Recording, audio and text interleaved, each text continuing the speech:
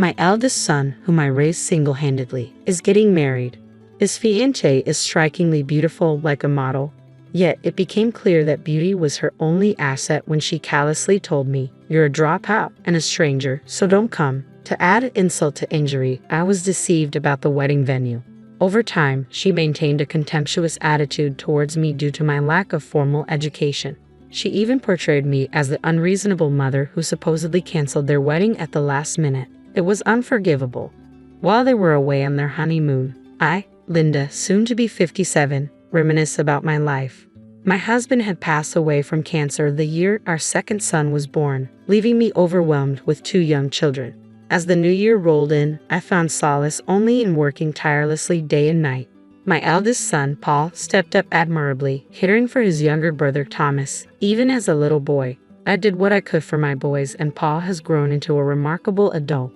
It was a challenge when he decided to enter the workforce straight out of high school. I fondly recall the effort it took to persuade him to pursue college, a distant memory now. After graduating, he secured a position at a prominent trading company and began forging a promising path. Apparently, Paul has a girlfriend whom he plans to marry someday. He expressed his desire to introduce her to me, which was somewhat unexpected given his intense focus on his career. I had imagined he would marry much later, but I genuinely felt joy knowing he wanted to start his own family soon. Having not been the most attentive mother, I worried whether he would value starting a family.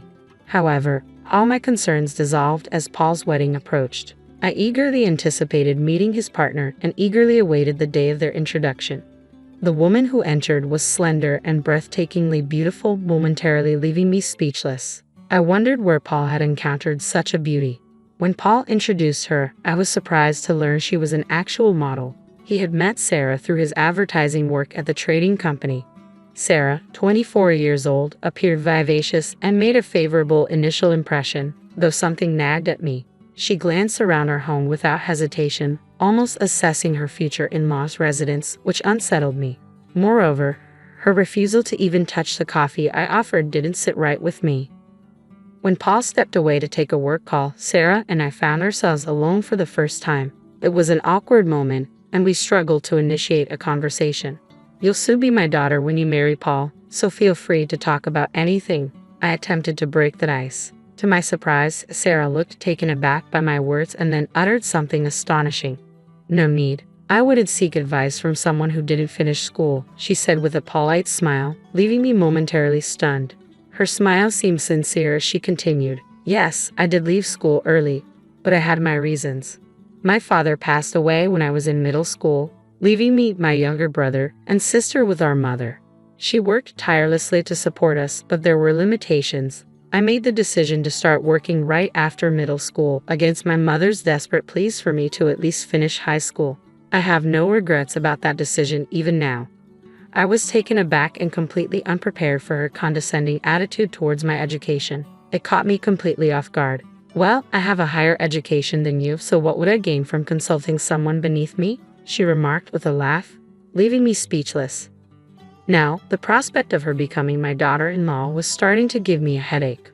"Looks like you two were getting along well while I was on the call," Paul said upon his return, cheerfully breaking the tension. Sarah responded with a graceful smile, seemingly brushing off the earlier incident. "She's a delightful mother. I'm sure we'll get along just fine," she remarked.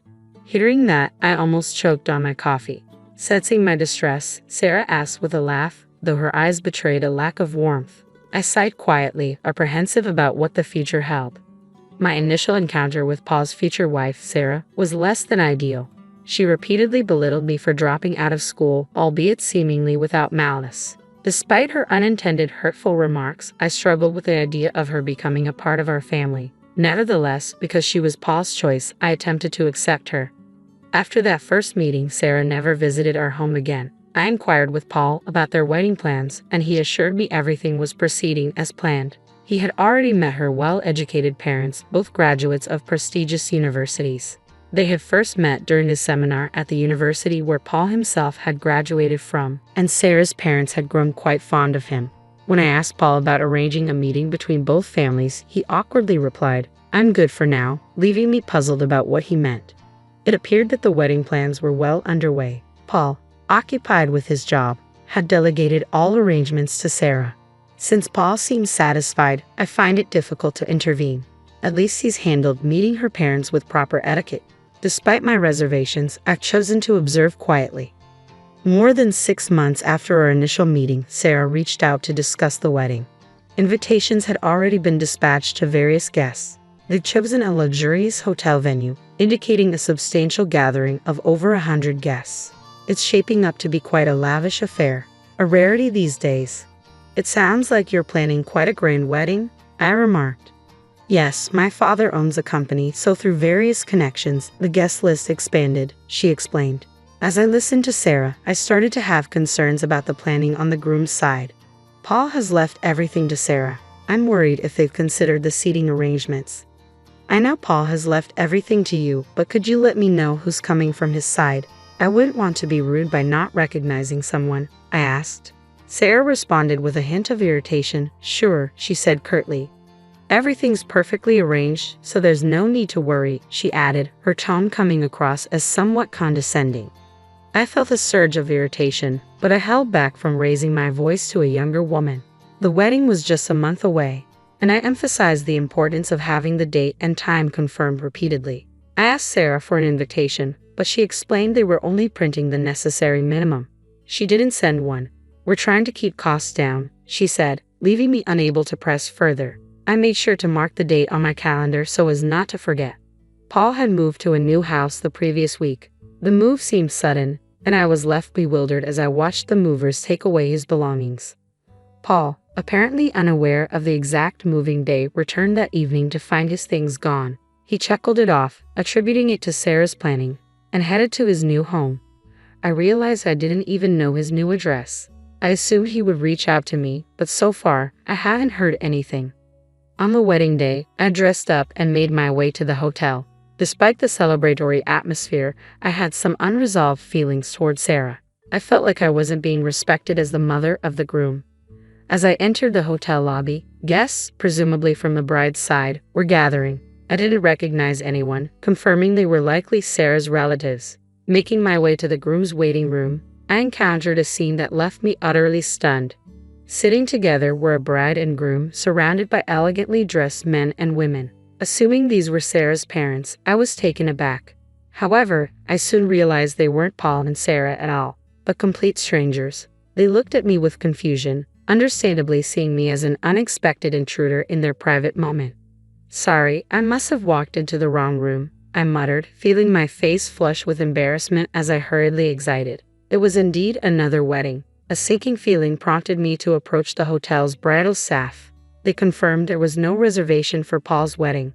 Sarah had deceived me about the date and time, though I was certain today was supposed to be the wedding day. Regrettably, I have failed to confirm the location with Paul in time.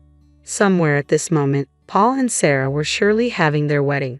It dawned on me that Sarah had orchestrated this to ensure I wouldn't attend. I quickly dialed Sarah's number. She picked up immediately. What is the meaning of this? I demanded, my voice tinged with frustration. Sarah let out a heavy sigh. How inappropriate to disrupt such an important day, she scolded.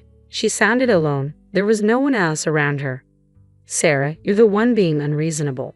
Why would you lie? I began, but she cut me off sharply. People who didn't finish school are strangers here, so leave, she declared coldly. Her words hit me like a blow. I seethed, thinking about the lengths she had gone to humiliate me. Paul, I understand, I said firmly. But it was too late to salvage the situation and make it to the wedding. My main worry was how Paul must have felt in my absence. In the end, I couldn't attend and returned home. The next day, I was awakened by a call from Thomas, who works overseas and had regretfully informed us he couldn't make it back for Paul's wedding. Paul reached out to me, revealing that he hadn't shown up at the wedding either. He explained, it seems Sarah had contacted Thomas, and somehow the story got twisted into me opposing Sarah and canceling the wedding at the last minute. Paul was seeking advice from Thomas on how to handle the situation. Sarah's manipulation was nothing short of remarkable. I explained the truth to Thomas, recounting how Sarah had deceived me with false information, preventing my attendance at the wedding. Initially, Thomas seemed skeptical, perhaps thinking I was making excuses. However, as I described Sarah's dismissive behavior during her initial visit, he began to believe me. Does Paul know about this? he inquired. He probably thinks I canceled at the last minute, I replied, feeling tears of frustration welling up. You won't let this slide, will you? Thomas sought to reassure me. No, I affirmed. This was no time for tears. I was determined to set things right with Paul, and my frustration soon gave way to resolve. Unable to reach Paul, who was likely on his honeymoon, I decided to confront Sarah's parents directly. I visited their home, where they greeted me with evident suspicion. As we sat down to talk, it became apparent they believed I had opposed the marriage and abruptly canceled at the last minute. I started by addressing this misunderstanding head-on. I wasn't certain they would trust my explanation, but I felt compelled to lay out the truth. Initially, they remained skeptical. However, as a last resort, I revealed my trump card, a recorded conversation with Sarah. It felt drastic, but I had no other choice. With a deep breath, I retrieved my phone and played the recorded conversation. The harsh words Sarah spoke echoed through the phone. I understand why you'd want to support Sarah. I'm a mother too, but please understand how painful it is to be excluded from my own son's wedding, I pleaded. Sarah's parents bowed their heads in silence, offering no apology. It dawned on me then. They had molded Sarah into the person she was, including her disdain for my lack of formal education. In that tense silence, I slid my business card across the table. Sarah's father's eyes widened as he examined it, then looked back at me. I'll do whatever it takes, I vowed. Paul returned a week later from his honeymoon, during which I hadn't heard from him. I feared Sarah might have influenced him, but it turned out to be an unnecessary worry. As I heard the front door open, I stepped out of the living room to find Paul walking in. Upon seeing me, he hurried over to apologize. Mom, I'm sorry I didn't realize what was happening. Soon after the newlyweds returned from their honeymoon to their new home, Sarah's parents paid them a visit. Without time to settle in, Sarah found herself confronted by her father, Joseph. What's going on? Paul, caught off guard, was stunned as Joseph burst in, shouting at Sarah. Sarah hesitated briefly under her father's anger, but her resolve quickly kicked in, leading to a heated exchange between father and daughter. Your actions are tarnishing our reputation, he thundered, tossing my business card at Sarah. She picked it up, her face draining of color as she read my title. Unknown to Sarah, I held the position of president at one of her father's crucial business clients. Despite leaving school early, I worked diligently and earned respect, rising to this prestigious role. Additionally, her father's company acted as a subcontractor for mine. Just 3 days earlier, I had terminated all contracts with his small parts distribution business, which relied heavily on our company for over 80% of its orders. It was understandable that he was upset. You need to apologize to Linda immediately, he insisted. Sarah hesitated, clearly confused. I don't see why I should apologize to someone like her, she retorted stubbornly. It was then that Paul began to grasp the truth. Reflecting on Sarah's behavior, he started to notice several inconsistencies. He apologized to me for believing Sarah's fabricated story about my absence on the wedding day. Mom, I forgot. I should never have doubted you. I'm truly sorry. It's all right, as long as you understand. But I won't reverse my decision regarding the company. I can't continue business with someone who discriminates based on education, I asserted. Paul nodded in agreement. Then he declared, the marriage is over. The scandalous news of a divorce right after their honeymoon spread rapidly. Paul apologized to the guests and reimbursed the gifts from his side at his own expense. Allegedly, there was no response from Sarah's guests. When her guests requested reimbursements, she reportedly caused a scene. The divorce was a difficult process, eventually involving lawyers. The recorded evidence I provided played a crucial role in the proceedings. Paul joked that divorcing was harder than getting married and mentioned that Sarah's father's company was now facing bankruptcy, despite attempting to return to modeling. Sarah found her reputation too tarnished for any agency to hire her. Recently, she's been spotted intoxicated, still harboring resentment towards me. The dropout old lady. There's been no sign of remorse from her. Perhaps further setbacks might prompt some introspection. Back at home, Paul suggested renovating our old house. It seems he's in no rush to remarry. I'll focus on my career, just like you, Mom, he said, bringing me joy. I felt reassured that I have fulfilled both parental roles effectively. Just be more cautious in your choice of partner next time, was my only advice. Paul nodded, looking somewhat sheepish. My name is Kelly, and I married Tom when I was young and full of dreams. We'd been high school sweethearts, and I thought we'd be happy forever.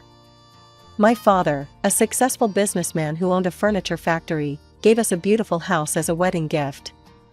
3 years after the wedding, our son Michael was born. As the years passed, I threw myself into being the perfect housewife and mother.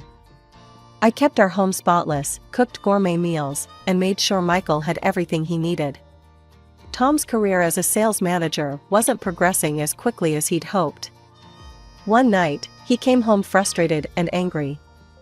"Damn it, Kelly. I can't take this anymore. I'm busting my ass at work, and for what? Pennies." He slammed his fist on the kitchen table, making me jump. "What do you want me to do about it?" I asked, trying to keep my voice calm. Tom's eyes lit up. "Your father. He could give me a job at his factory. A senior position. You could talk to him, couldn't you?"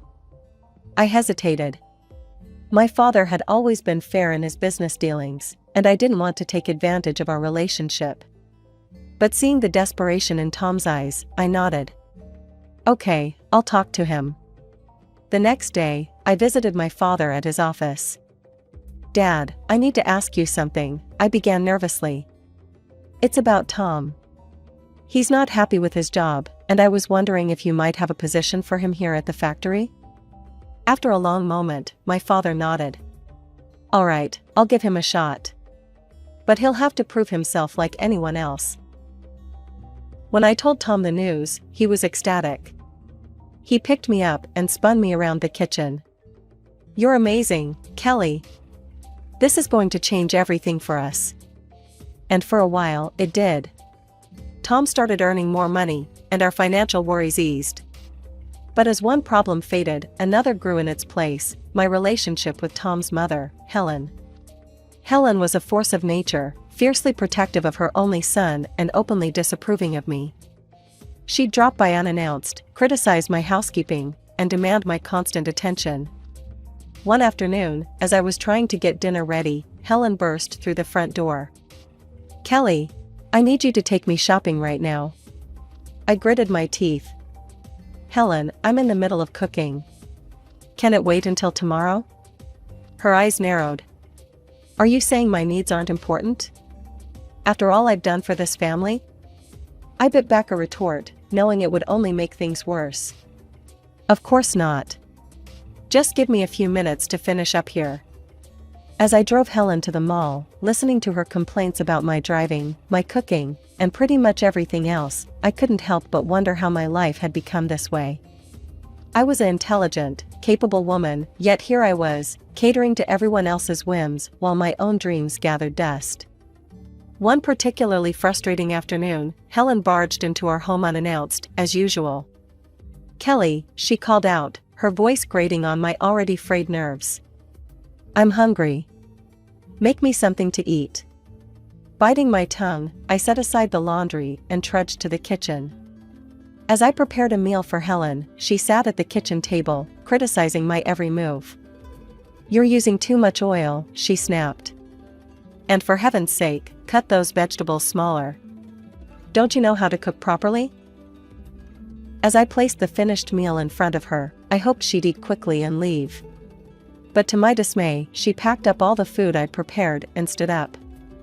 "I'll be taking this with me," she announced. "I have bridge club tonight, and this will do nicely for snacks." I stared at her in disbelief. "But Helen, that was supposed to be our dinner." "Oh, you can always make more," she said, already heading for the door. "It's not like you have anything better to do with your time." As the door slammed behind her, I sank into a chair, feeling defeated. I glanced at the clock, realizing I now had less than an hour to prepare another meal before Tom got home from work. When Tom arrived, he found me frantically trying to get dinner on the table. "What's going on?" he asked, loosening his tie. "Why isn't dinner ready?" I explained what had happened with his mother, hoping for some understanding or support. Instead, Tom's face darkened. "Mom was here, and you didn't make her feel welcome?" he demanded. "Kelly, you know how important family is to me. You should have been more accommodating." "Accommodating?" I echoed, incredulous. "Tom, she took our dinner." She treats me like a servant in my own home. Tom shook his head, clearly annoyed. You're exaggerating. Mom just wants to feel loved and appreciated. Is that too much to ask? As we ate the hastily prepared meal in silence, I couldn't help but feel a growing distance between us. Tom, once my high school sweetheart and closest confidant, now felt like a stranger across the dinner table. One evening, Tom came home from work in a foul mood. His face was red with anger as he slammed the front door behind him. Kelly, he bellowed. Your father is a tyrant, a despot. He humiliates people and uses them like pawns in his little game. I was taken aback. My father had always been fair and kind in my experience. What happened? I asked cautiously. Tom's eyes flashed with fury. I stood up for an employee today. Your father was treating him unfairly, and I couldn't stand by and watch. And you know what your precious daddy did? He fired me on the spot. My mind reeled. This didn't sound like my father at all. There must be some mistake, I said. Let me talk to Dad and hear his side. No, Tom roared, causing me to flinch. You will not speak to your father. You will not speak to your mother.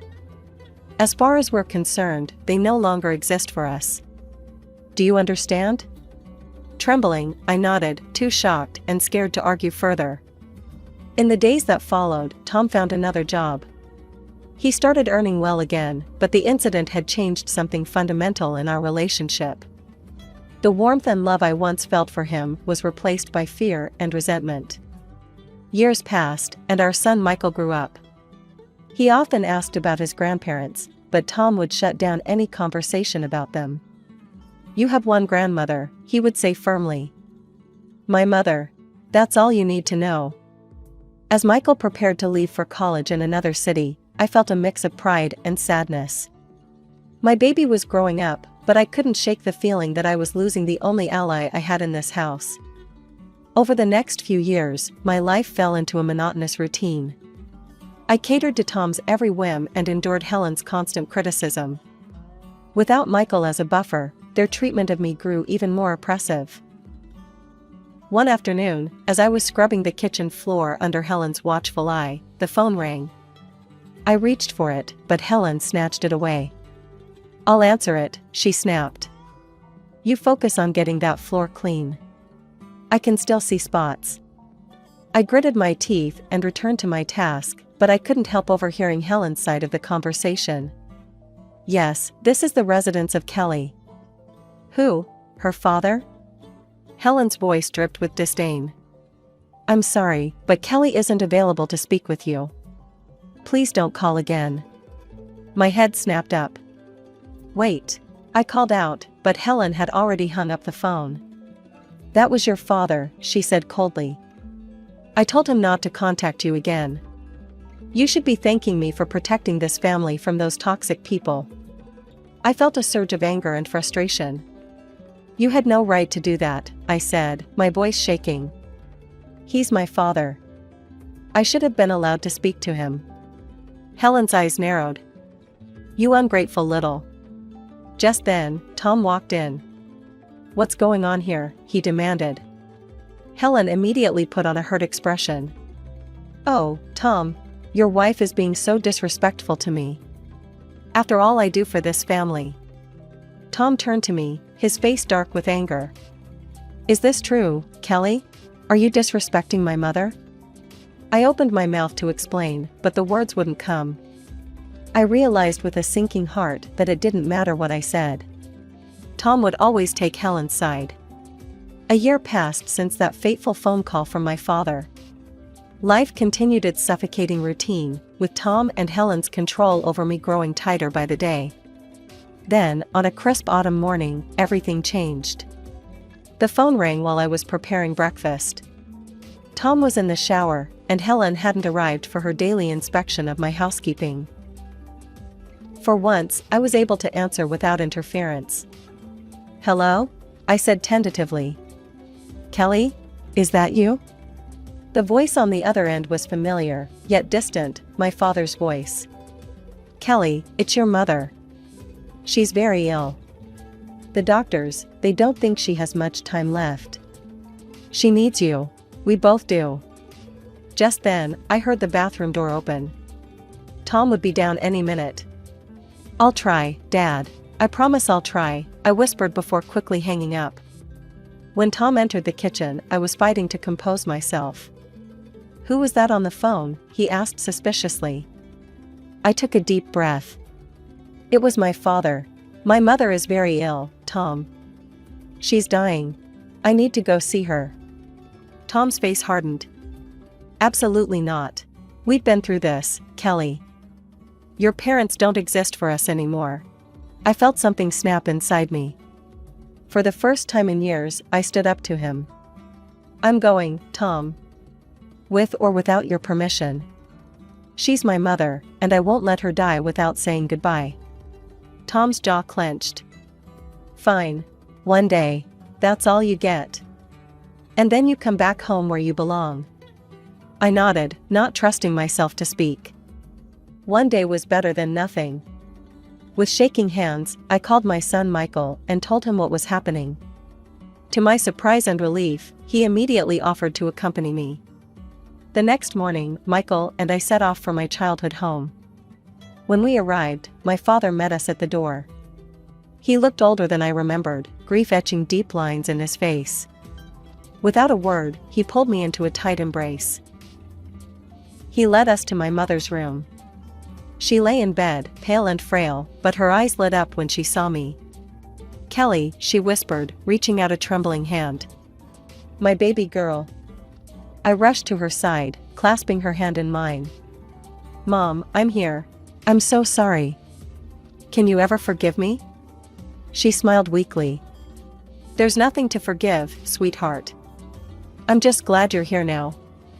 We spent the day by her bedside, sharing memories and making up for lost time. As the sun began to set, my mother's breathing became labored. She squeezed my hand and looked into my eyes. Kelly, she said softly. Promise me you'll live your life. Really live it. Don't let anyone cage your spirit again. Tears streamed down my face as I nodded. I promise, Mom. I promise. She smiled one last time, then closed her eyes. Her hand went limp in mine. She was gone. Suddenly, my phone began to ring incessantly. I knew without looking that it was Tom. I answered the call, moving to the hallway for privacy. Tom's voice, sharp with anger, cut through the line. Where the hell are you, Kelly? You were supposed to be back hours ago. Tom, I can't leave yet, I stammered, my voice thick with emotion. My mother just passed away. I need to stay for the funeral. Absolutely not, he roared. I told you one day, and that's all you get. If you're not back by tomorrow, don't bother coming back at all. His words hung in the air, a threat and a promise all at once. For a moment, I was tempted to give in, to rush back to the life I knew. But then I remembered my mother's last words, urging me to live my life fully. Fine, I said, my voice steadier than I felt. I'm staying. I ended the call before he could respond, my heart pounding. I had just defied Tom for the first time in our married life, and it was both terrifying and exhilarating. The next few days passed in a blur of grief and preparations. On the day of the funeral, as we stood solemnly around my mother's grave, my phone began to ring again. Tom's number flashed on the screen. Without thinking, I pressed the speaker button, if only to quickly silence it. Tom's voice, loud and angry, burst forth for all to hear. Kelly, this is your last chance, he yelled. If you don't come home right now, I swear I'll come and drag you back myself. You ungrateful filth, after everything I've done for you. I quickly ended the call, my face burning with shame and anger. The mourners around us looked shocked, and Michael's face was a mask of fury. My father looked more concerned than anything else. He pulled me aside as soon as the service was over. Kelly, he said gently, we need to talk. We walked to a quiet corner of the cemetery, and my father took a deep breath. Sweetheart, there's something you need to know about Tom. Something I should have told you years ago. I listened in stunned silence as my father revealed the truth about why Tom had really left the company all those years ago. It wasn't because he had stood up for an employee.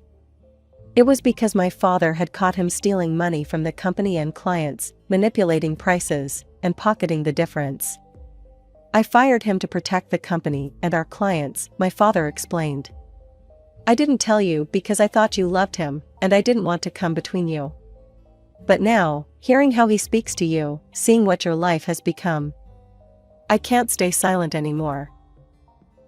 I felt as if the ground had opened up beneath my feet. All these years, I had believed Tom's lies, allowed him to cut me off from my family, endured his and Helen's emotional abuse. And it had all been based on a lie. There's more, my father continued, his voice grave. I recently heard from a friend that Tom's company is under investigation. There are discrepancies, Kelly. I think he might be up to his old tricks again. As the full impact of his words hit me, I felt a strange mix of despair and liberation. The life I had known was crumbling around me, but from its ashes, I saw a chance for a new beginning. The day after the funeral, my father, Michael, and I decided to return to my house. To our surprise, we found the house bustling with activity. Helen's friends were milling about, and the smell of food wafted from the open windows. We walked in to find a full-blown party in progress. Helen, holding a glass of wine, spotted us first. Her eyes narrowed as she took in my father and Michael. "Well, look who finally decided to grace us with her presence," she said, her voice dripping with sarcasm. "You're late, Kelly. My birthday celebration started hours ago." I was momentarily stunned. In all the turmoil of the past few days, I had completely forgotten about Helen's birthday. Before I could respond, she thrust a dirty rag into my hands. "Don't just stand there," she snapped.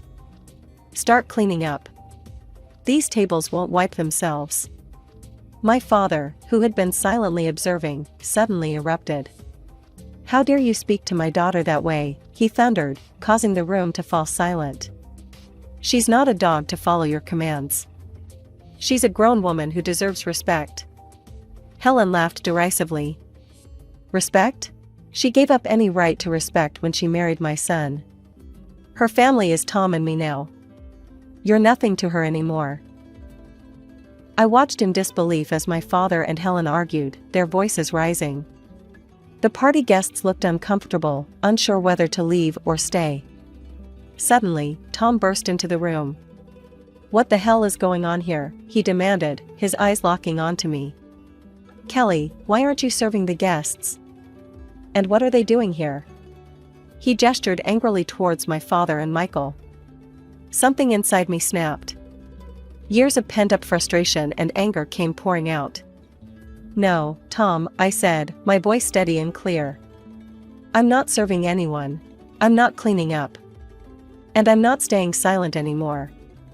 The room had gone deathly quiet. Even Helen seemed at a loss for words. "I know the truth, Tom," I continued, pulling out the divorce papers I had hastily prepared. "I know why you really left my father's company. And I'm done. I want a divorce."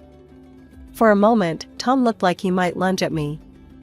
But then, perhaps realizing he was outnumbered, he deflated. "Fine," he snarled. "Take your divorce. But don't think you'll get a penny from me." I couldn't help but laugh. "This house is mine, Tom. My father gave it to us as a wedding gift, remember? You're the one who needs to leave." Tom and Helen left shortly after, shooting venomous glares our way.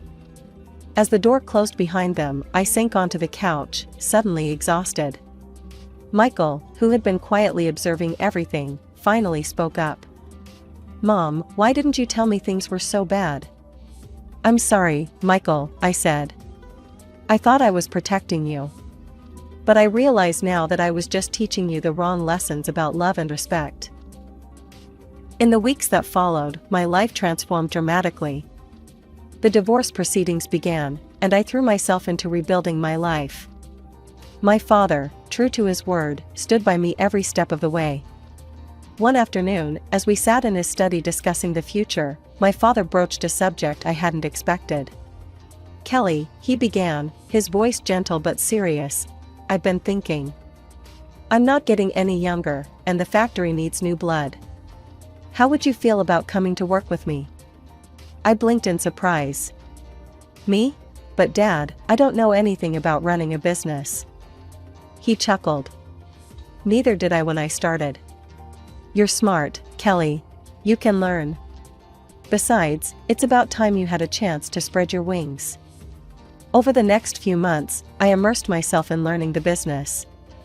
My father was a patient teacher, guiding me through the intricacies of running a furniture factory. I discovered a passion for design and innovation that I never knew I had. Meanwhile, the divorce proceedings dragged on.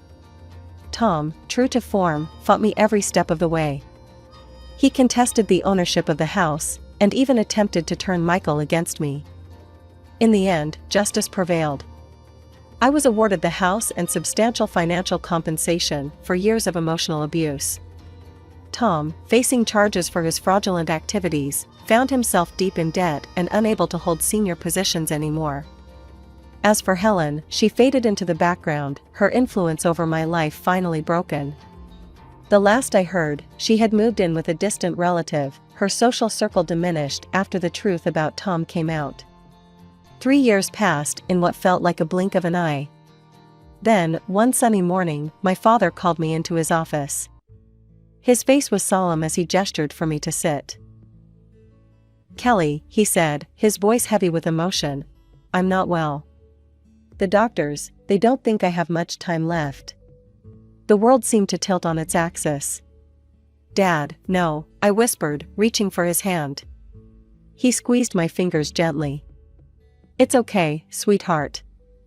I've had a good life. And now, I can go knowing that you're strong, that you're free, that you'll be okay. Tears streamed down my face as he continued. I'm leaving everything to you, Kelly. The business, the house, all of it. You've more than proven yourself. I know you'll take good care of it all. In the weeks that followed, we spent as much time together as possible. My father's condition deteriorated rapidly, but his spirit remained strong. He passed away peacefully in his sleep, leaving behind a legacy that I was now responsible for carrying forward. The news of my father's passing and my inheritance spread quickly through our small town. I was still adjusting to my new reality when an unexpected visitor arrived at my doorstep. It was a crisp autumn afternoon when I heard the doorbell ring. Opening the door, I was shocked to see Tom standing there, a bouquet of flowers in his hand and an apologetic look on his face. Kelly, he said, his voice softer than I'd heard it in years. I'm so sorry about your father. May I come in? Warily, I stepped aside to let him enter. We stood in the foyer, an awkward silence hanging between us. Finally, Tom spoke. I've been doing a lot of thinking, Kelly. About us, about our life together. I know I made mistakes, terrible mistakes. But I've changed. My mother, she passed away last month. She was the one who always came between us. Now, there's nothing stopping us from being happy together again. As I opened my mouth to respond, I heard the sound of a car pulling up in the driveway. A moment later, the front door opened, and a tall, distinguished-looking man walked in. Kelly, darling, I'm home, he called out, then stopped short when he saw Tom. Tom looked between us, confusion and anger dawning on his face. Who the hell is this? He demanded. The man stepped forward, extending his hand to Tom. I'm David, Kelly's husband. And you are? Tom ignored the outstretched hand, his face contorting with rage. Husband? What the hell, Kelly? You remarried? You traitor! David's expression hardened. He stepped between Tom and me, his voice low and dangerous. I suggest you leave now, and never speak to my wife that way again. Tom lunged forward, but David was quicker. He caught Tom by the arm and firmly escorted him to the door. This is your only warning, David said calmly. Stay away from Kelly. If you ever come near her or insult her again, you'll regret it. With that, he shut the door in Tom's face. As the sound of screeching tires faded away, David turned to me, his face softening with concern. "Are you okay, love?" I nodded, stepping into his embrace. "I'm fine. I'm just glad you're home." I looked up at him, a smile playing on my lips. "And I'm glad you waited for me after all these years." David chuckled, pressing a kiss to my forehead. "I've loved you since high school, Kelly. I would have waited forever if I had to." As we stood there in each other's arms, I marveled at how life had come full circle.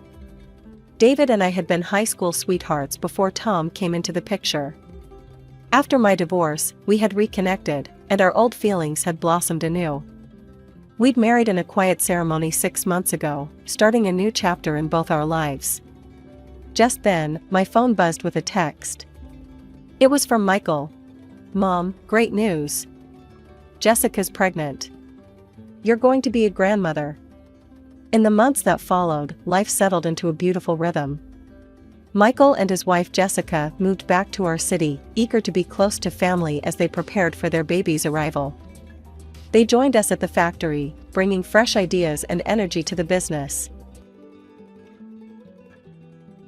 I'm Lana. I've been the woman of the house since I was 12 when Mom passed. Dad did his best, but with little Jack needing so much, I stepped up big time. I never made it to college. Money was always tight, and dreams had to wait. Instead, I dove headfirst into work straight out of high school, landing a gig at a small ad agency. Jack's the brainy one, clever as they come. I scrimped and saved every dime I could to get him through college. He graduated top of his class, landed a job at some fancy trading company, and shot up the ranks like a rocket. Tonight, though, wasn't about Jack or bills or work. Tonight was about letting loose for once. My best friend, Mia, dragged me out to this swanky party downtown, said I needed to unplug and unwind. So here I was, squeezed into a dress I last wore when I thought low-rise jeans were a good idea, nursing a drink and feeling out of place among the glittering crowd. Mia was off mingling, leaving me leaning against a wall, scanning the room. That's when I saw him, Lucas. He stood out, not just because he was ridiculously handsome, with that annoyingly perfect hair, but because he laughed like he meant it, eyes crinkling, head thrown back. Way out of my league, right? But life's funny sometimes. He caught me staring, smiled, and walked over. My heart did a weird flip. "Hi, I'm Lucas. I couldn't help but notice you from across the room," he said, voice smooth like he practiced it. I blinked, words stuck somewhere between my brain and my mouth. Lana. Hi. Enjoying the party, Lana?" His eyes twinkled with genuine curiosity, not the bored politeness you'd expect at these things. It's all right. Not really my scene, you know? Too many ties and high heels," I muttered, feeling my cheeks heat up. He laughed, and it was like a warm blanket on a cold night. "I hear you. I'm about ready to ditch the tie myself." "So, what do you do when you're not critiquing fashion choices at fancy parties?" "Advertising. Well, more like wrangling ads and hoping people click on M more than they ignore M," I said, warming up to his easy demeanor. "Sounds like a challenge. I'm in software myself. And speaking of challenges, how about we challenge each other to a dance? This party could use a little livening up," he offered, hand outstretched. The music was some kind of jazz electronic fusion, the beat just right. We moved awkwardly at first, but soon found a rhythm. By the end of the song, I was laughing, breathless, and surprised at how much fun I was having. As the party wrapped up, Lucas leaned in. "Could I see you again? Maybe somewhere less sparkly?" "Sure," I blurted out, surprised at my own boldness. "I'd like that." We exchanged numbers, and he flashed me another heart-stopping smile, before disappearing into the night. Walking home later, under the streetlights with the city quiet around me, I couldn't help but think maybe, just maybe, this was the start of something new. Since that party, me and Lucas had been pretty much inseparable. It felt like we'd known each other for ages, not just a few months. We'd go out for cheap eats, walk around the park, or just hang at my place, talking till it was way past decent bedtime hours. Lucas had this way of making everything seem interesting. It was a chilly Saturday when he said, "Hey, let's go for a drive." "Sure, where to?" I asked, pulling on my oldest, comfiest sneakers. "It's a surprise. Trust me, you'll like it," he winked, that grin plastered on his face that told me trouble in the best way possible. We drove out of the city, the buildings shrinking behind us. After about an hour, we ended up at this little lookout spot overlooking the river. The sun was just setting, turning the sky all sorts of crazy beautiful colors. Lucas led me to a secluded spot, pulled out a blanket from his car, and we just sat there, watching the light fade. "You know, Lana, these past months with you, they've been the best," he started, his voice more serious than usual. "I love being with you. You make everything better, and I can't imagine not having this, not having you." I didn't know what to say. I mean, I felt it too, but hearing it? That was something else. "Lucas, Before I could finish, he reached into his jacket pocket and pulled out a small box. My heart skipped about a dozen beats. "Lana, will you marry me?" he asked, opening the box to reveal a ring that sparkled even in the fading light. I stared at him, then at the ring, and all I could think was how this wasn't my world. Fancy rings, proposals at sunset, that was stuff for other people, not me. But looking at Lucas, seeing him all nervous and hopeful, I realized that maybe, just maybe, it could be my world too. "Yes, Lucas. Of course, yes." I laughed, the sound bubbly and a bit hysterical, even to my own ears. He slid the ring on my finger, and we hugged, the world spinning around us like one of those cheesy movie scenes. But it didn't matter. It was real, it was ours, and it was just the beginning. Or so I thought. When we got back to my place, I called Jack first thing. "Jack, you're not gonna believe this." "What? What's up?" His voice was alert, ready for anything. "Lucas proposed." There was a pause, then. "He what? Holy, are you serious?" "As serious as I can be. I'm getting married, Jack." "Oh, Lana, that's incredible. I'm so happy for you. Lucas is a great guy. You two are gonna be amazing together." "Thanks, Jack. I think so too," I said, a smile so wide my face hurt. We talked a bit more, but I could tell Jack was genuinely stoked for me. It felt good, having my little brother's blessing. It was supposed to be just dinner, but standing at the doorstep of Lucas's parents' house, it felt more like I was gearing up for battle. His mother, Mrs. Aldridge, answered the door with a plastered smile that didn't reach her eyes. "Lana, finally we meet," she said, her tone cool. "Lucas has told us so little about you." I tried to smile, brushing off the chill her words left. "Thank you for having me, Mrs. Aldridge." "Oh, please, call me Diane," she insisted, but her voice was stiff, formal. The house was immaculate, like something out of a home decor magazine, and it made me self-conscious of every speck of dust I might have carried in. We moved into the living room where Mr. Aldridge was already seated, looking up from his newspaper with a scrutinizing gaze. "So, you're the girl who's stolen my son's heart," he remarked, not unkindly. I nodded, managing a small "yes, sir," before settling into an armchair Lucas pointed out, feeling it swallow me whole. Diane didn't waste any time. As soon as we were seated, she began her interrogation, her questions sharp and her curiosity seeming more like an investigation. "Lana, Lucas mentioned you grew up locally. Tell me about your family." I cleared my throat, feeling Lucas's tense gaze on me. "Well, it's just been me, my dad, and my younger brother for a long time. My mom passed away when I was young." Diane's eyebrows rose slightly, and she exchanged a quick, unreadable look with her husband. "I see. And without a mother, how did you manage the finer aspects of becoming a lady?" Her question stung, its implication clear, but I kept my composure. "My dad did his best, and I learned to handle things myself. It made me independent, strong." Diane murmured, glancing up as if assessing this information. She then continued, "And your education? Lucas mentioned you didn't go to college?" I nodded, feeling the old familiar pang of inadequacy. Yes, I went straight into work after high school. I built a career in advertising from the ground up. Diane's smile thinned. Fascinating. And here I thought Lucas would marry a woman of educational standing. Her tone was polite, but the underlying criticism was palpable. Diane turned to call for a servant. "A glass of water, please." She turned back to me, popping a pill into her mouth as soon as the water was handed to her. I sometimes need a little something to help me digest, surprises. The dinner progressed painfully. Each course served was like another round in an unspoken contest I didn't sign up for. Lucas tried to change the topic to lighter subjects, but his attempts fell flat as his father suddenly dropped a bombshell. "Tell me, Lana," Mr. Aldridge said, his voice carrying across the table. "Is there perhaps another reason for this rushed engagement? You aren't expecting, are you?" My face heated up at the blunt question.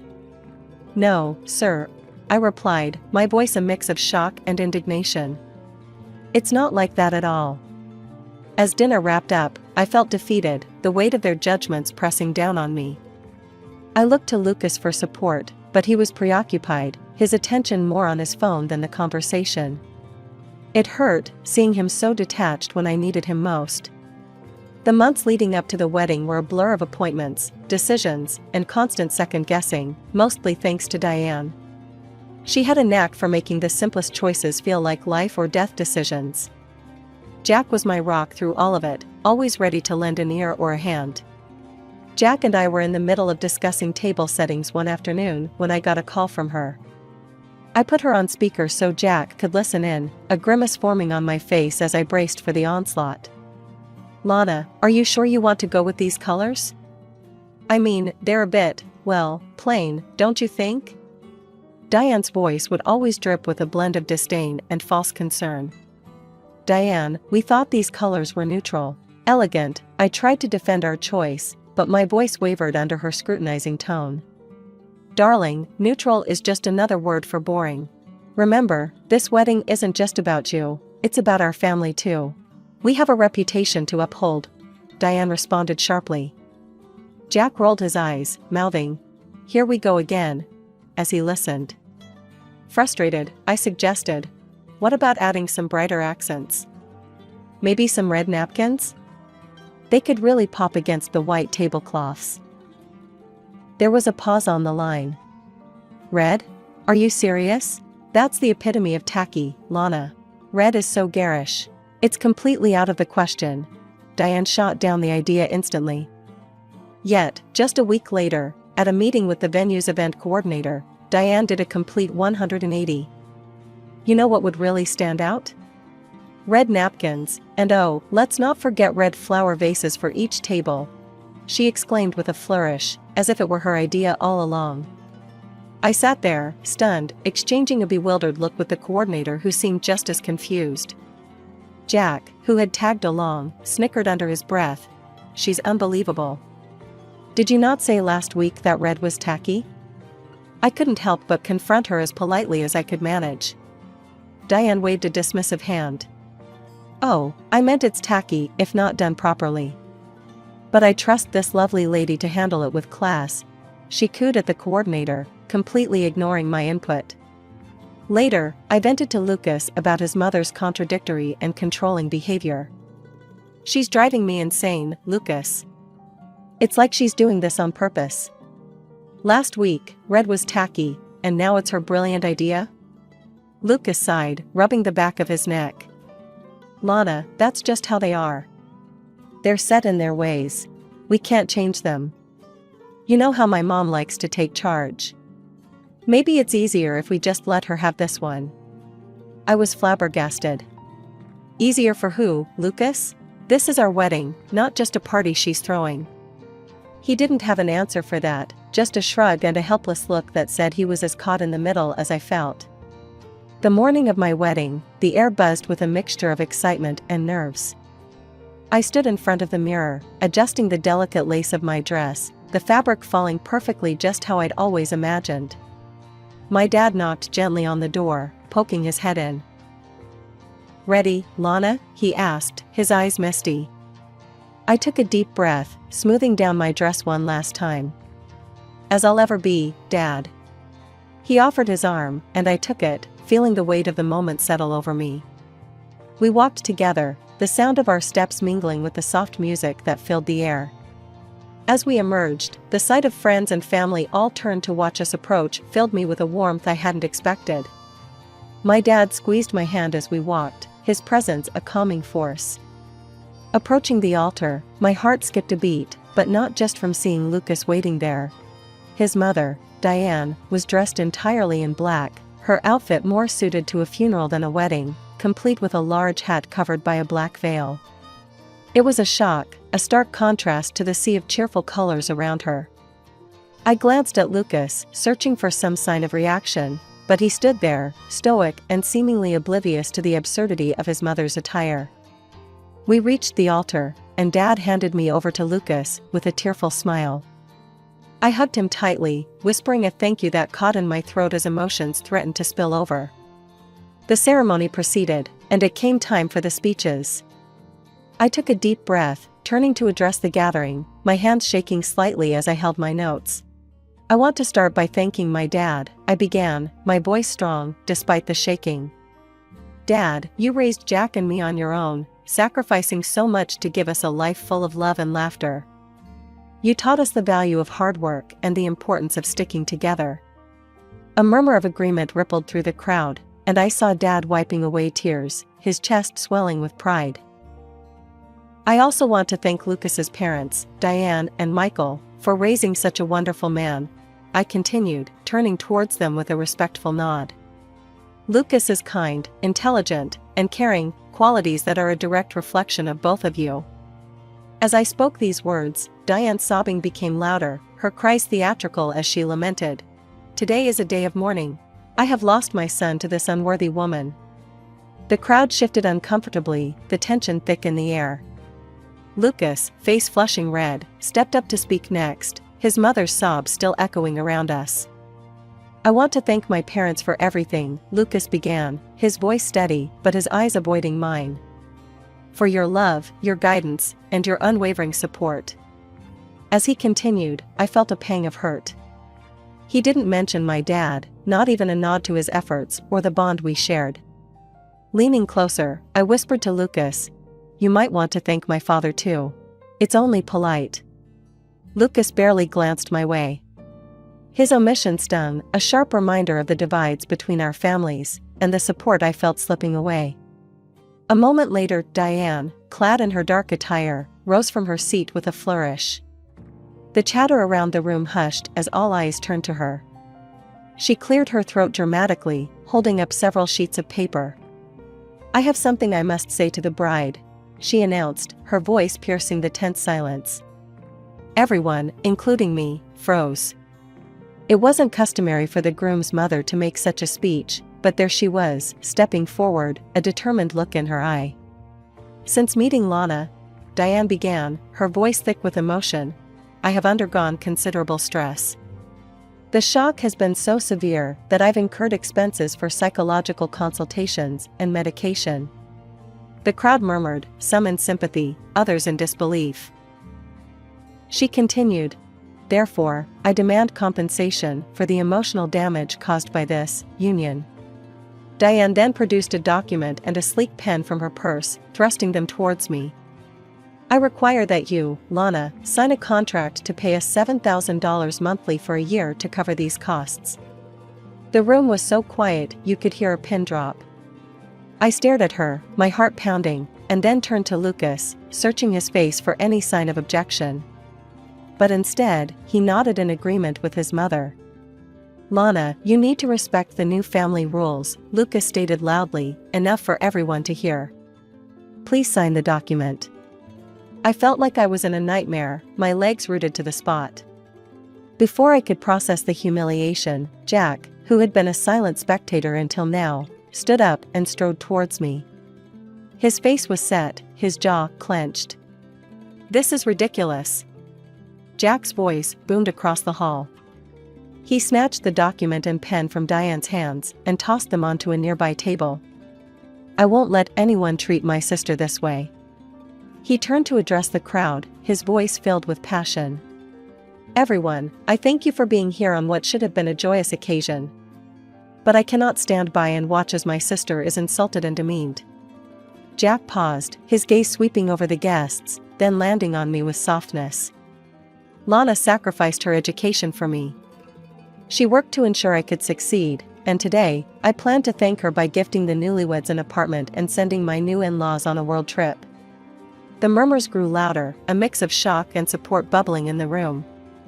However, Jack's voice grew stern. "Seeing how they've treated her, I can't allow this marriage to proceed. Lana deserves better." He stepped forward, placing a protective arm around my shoulders.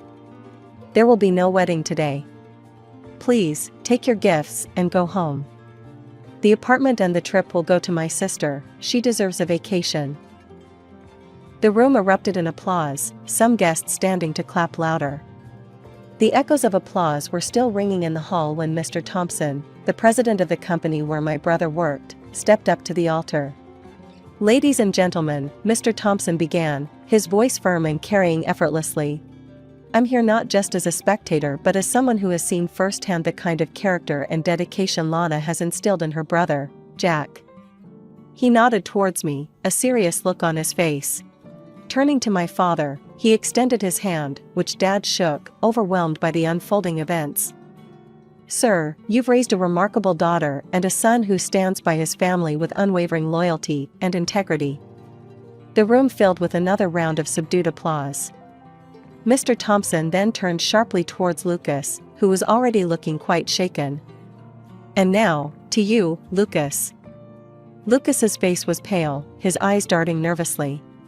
"Lucas, I offered you a position in our company at the recommendation of Jack," Mr. Thompson continued, his tone hardening. "However, in light of today's revelations and your apparent lack of respect and support for your would-be wife, I must set new rules for our company. Effective immediately, I am withdrawing my offer of employment to you." The room gasped, the weight of his words not lost on anyone, especially not on Lucas, who staggered slightly as if he'd been physically hit. Lucas's mother burst into loud, wailing sobs. "This is all your fault," she screamed at me, pointing a trembling finger. "You've ruined my son's career." As the guests began to disperse, the atmosphere was thick with a mix of shock and support.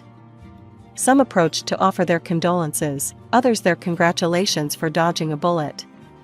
Lucas stood off to the side, his figure slumped, the realization of his losses sinking in. Jack, ever the protector, didn't leave my side. "Come on, Lana. Let's get you out of here and to your new apartment. You need a fresh start, away from all this drama." When we arrived at the apartment Jack had gifted me, I was taken aback by the modern layout and the comforting ambience. "Jack, this is amazing," I murmured, taking in the view from the large living room window. "It's all yours, Lana. No strings attached, no unfair compromises. Just a place where you can be yourself and figure out what you want next," Jack said, draping an arm around my shoulders. 3 months had whisked by since the day that should have tied me down, but instead set me free. Here I was, miles away from home, on a journey around the world with Dad and Jack, the very trip Jack intended for those who never deserved it. As our plane cut through the clouds toward our next destination, I couldn't help but feel the vast distance from everything that had tried to confine me. Jack nudged me as I stared out the window. "Thinking about how high we are, or just daydreaming about pastries from that Parisian cafe?" I laughed, shaking my head. "Honestly, just enjoying the distance from all the drama." The conversation drifted to lighter topics, laughter filling the spaces between us. But amidst the casual banter, my thoughts sometimes drifted back to Lucas and his mother. Word had it that Lucas turned into a pariah in the business world, doors slamming shut as his reputation tanked, thanks to his own actions and his mother's antics. And Diane, once a social butterfly, found herself shunned, her schemes and demands at the wedding reaching legendary status among her circles. It was a fitting end to their saga, one might think, but I seldom let my mind linger there. Instead, I focused on the journey. It was on a sandy beach in Thailand, watching the sunset paint the sky with strokes of orange and pink, when I met Alan. He was there with his little daughter, Mia, building a sandcastle near where Dad, Jack, and I were lounging. Mia came bounding over to us with a shell in her hand, offering it to me with a shy smile. "This is pretty, thank you. What's your name?" I asked her. "I'm Mia. That's my daddy." She pointed to Alan, who was now walking towards us, a friendly grin on his face. "Hope she's not bothering you," Alan said as he reached us, his voice warm. "Not at all," I replied, handing Mia back her shell. We were just admiring her shell collection. Alan sat down with us, and we started chatting. He was from Australia, a widower taking some time to travel the world with his daughter. As days turned into weeks, our paths crossed often, between guided tours and hotel stays. Alan and I found ourselves sharing stories over coffee while Mia and Jack concocted sandcastles and adventures. It was easy, comfortable, and something about him felt like home. One evening, as we watched the sunset, Alan turned to me. "Lana, I know this trip is a reset for you, but when we get back, would you want to maybe see where this could go?" I looked at him, at the honest hope in his eyes, and felt a surge of warmth. "I'd like that, Alan. Let's see where it goes." As the trip neared its end, my heart was full. Not just from the adventures and the break from my past life, but from the possibility of a new beginning. With each country we left behind, I felt less of the old ties that bound me and more of the new connections that beckoned. Hi there, I'm Daisy. At 29, I've been around cameras more than people sometimes. They say if you grew up like I did, with parents owning a string of hotels and restaurants, you'd stick to that silver spoon. But not me. I ditched the family business for a camera and nature's own backdrop. Freelancing was my jam, shooting for whoever liked my style, magazines mostly, sometimes ads, you know the deal. So, here's how it all kicked off. My trusty old camera, the one that saw me through countless shoots, finally gave up on me. Kaput. And instead of clicking my way to a quick online fix, I figured I'd hit the local tech shop. Needed to feel the heft of a new camera in my hands before buying. Walking into that tech store was like any other day, except it wasn't. I browsed through the aisles of cameras when this guy, about my age, popped up beside me. "Looking for something specific?" he asked, his tone casual, not the usual sales pitch I expected. "Yeah, something that won't bail on me mid-shot," I replied, half joking. He chuckled. "I get that. What's your focus? Landscape, portraits, street scenes?" "Mostly nature, but I like to mix it up with urban landscapes. Keeps things fresh," I explained, warming up to his genuine interest. Mark, that was his name, walked me through the latest models, explaining specs like he was reciting his favorite book.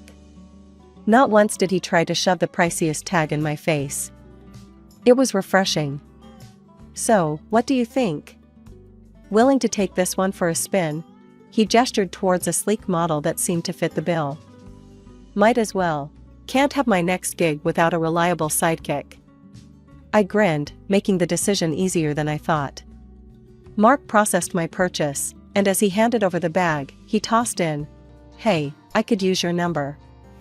You know, just to make sure everything's working great for you." I laughed, seeing right through his not-so-sly move. "Sure, why not? But if I end up with spam texts, you're buying me coffee as compensation."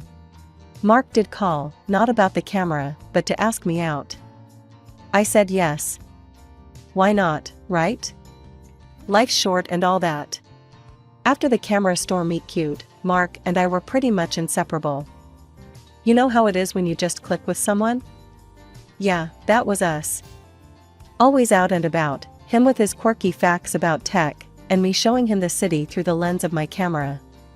One chilly evening about 6 months in, Mark called me up, all excited. "Daisy, pack a bag for the weekend. I've got a surprise." "Mark, I swear if you've signed us up for some weird survival camp, you're sleeping on the couch." I joked, but I was already pulling on my boots. He picked me up in his rickety old Jeep. God, that thing was a death trap, but he loved it, and we headed out of the city. It was one of those drives where the music's playing, but you're both kinda lost in your own thoughts, you know? Excited, a bit nervous, wondering what's up. Turned out, he booked us a little cabin by the lake. Not fancy, but perfect. Just us, the woods, and a sky full of stars. That night, we sat by the fire, roasting marshmallows, the cheap ones that turn perfect golden brown, and I could tell he was itching to say something. "So, Daisy, you know I suck at this kinda stuff," Mark started, poking the fire with a stick. "But, I've been thinking a lot." I raised an eyebrow, munching on a marshmallow. "Thinking can be dangerous, Mark. What's on your mind?" He chuckled, took a deep breath, and then turned to me, his face half lit by the firelight. "I love this, you know? Us. And I'm kinda hoping you do too." I leaned in, nudging his shoulder. "Yeah, I kinda do." He fumbled in his pocket, pulled out a small box, and it hit me. "Oh, this is happening." Mark just went silent, looking serious and kinda scared all at once. "Marry me, Daisy. For real." The box popped open, and there it was. A simple ring, nothing flashy. Just perfect. I didn't expect to, but I laughed. It was either that or cry, right? "Mark, this is the worst proposal ever." "Of course, I will." He grinned, relief washing over him. "Damn, I thought you'd need more convincing. Just promise me no more surprises like this without a warning." "No promises," he teased, slipping the ring on my finger. We spent the rest of the night just sitting there, the fire dying down, talking about what this all meant for us. No big dreams, just real stuff, like whether we should get a new couch or if his Jeep would make it through another winter. The next day, we spent it lazy by the lake, skipping stones, and talking about how to break the news to our families. Mark's a bit estranged from his folks, they're tough nuts, always on about money and whatnot. He warned me they might not take it well, seeing as I wasn't exactly rolling in dough in their eyes. "Let them talk," I said, tossing a stone across the water. "We know what we have, and that's enough." Mark nodded, watching the ripples. "Yeah, it's us against the world, huh?" "Always," I confirmed, knowing it wouldn't be easy, but also that it'd be worth it. Little did I know just how rocky it would get with his family, but for that moment, it was just us and the future. And that was enough. A couple of weeks after Mark popped the question, it was time to meet the infamous in-laws. We drove over to their place on a Sunday. I was a bundle of nerves, fussing over my hair and my clothes, wanting to make a good impression. The moment we stepped through the door, it was like walking into a cold gust. Mark's mom looked me up and down as if I was something the cat dragged in.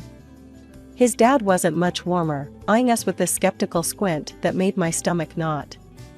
"So, Daisy was it?" his mom started, not even a smile. "Who do you work for? What's your salary like?" I blinked, taken aback by the bluntness. I'm a freelance photographer. I work for myself, so my income varies." At that, Mark's sister, who had been lounging on the couch with her phone, looked up and snorted. "Freelance? Sounds like a fancy word for being jobless." Mark could have picked anyone, and he ends up with a beggar from an alley. Their laughter stung, and I felt my face go hot with embarrassment. Mark's hand found mine, giving it a squeeze. "Hey, that's enough," he snapped, his voice firm, more forceful than I'd ever heard it. "I love her, and she's brilliant at what she does. That's all you need to know." His mom rolled her eyes, but dropped the subject. Dinner was a tense affair, with me trying to make polite conversation while dodging snide remarks about my little hobby. It was a relief to finally say our goodbyes. After that disaster, it was my turn to introduce Mark to my parents. We met them at a cozy little cafe downtown, a far cry from the tension at his family's place. My parents were all smiles when we walked in, pulling us into warm hugs. "Mark, we've heard so much about you," my mom gushed, leading him to a table by the window. "We're just ordinary pensioners now," my dad chimed in, his eyes twinkling as he shook Mark's hand. "Used to run a small business back in the day, nothing too grand." He winked at me, a silent promise to keep our little secret just that, a secret. Mark had no idea he was sitting across from two people who could buy his parents' house 10 times over without blinking. And that's how I wanted it, at least for now. So, Mark, tell us about yourself. Daisy's told us bits and pieces, but we want to hear it from you, my mom said, her tone inviting. Mark, looking more relaxed than he had in days, launched into his life story, from his struggles with his family's expectations to his dreams of starting his own tech company. My parents listened, nodding and throwing in questions here and there. As we sipped our coffees, it struck me how different this meeting was from the one with his family.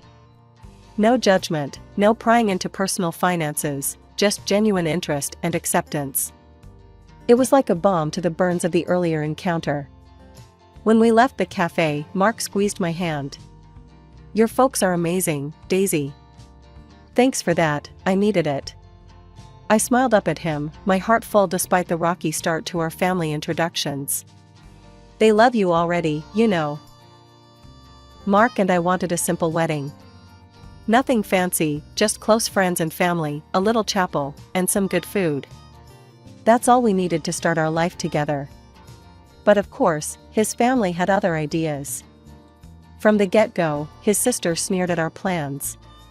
A modest wedding? More like a beggar's bash, she laughed one evening over dinner at their place, making everyone but Mark chuckle. His mother chimed in, Really, Mark, you're setting yourself up to look like you can't afford anything better. I tried to keep my cool, focusing on my food.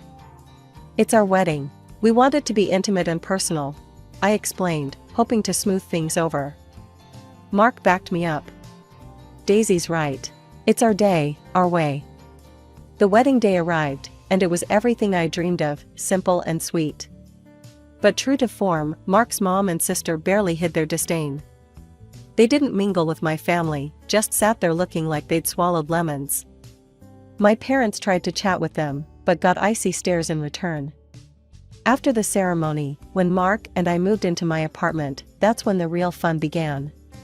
His mom and sister started dropping by unannounced, always around mealtime. They'd sit at my table, eating the food I made for us, while throwing digs about how I was living off Mark now. So, Daisy, still snapping pictures for pennies? His sister would ask, a smirk playing on her lips. I kept my tone light but firm. I do well enough. Photography can be pretty lucrative, you know. They exchanged looks, clearly not buying it. One afternoon, his sister, who was supposedly job hunting, asked outright, Come on, how much do you really make? Enough to keep my brother happy? Before I could answer, Mark jumped in, his voice tight with annoyance.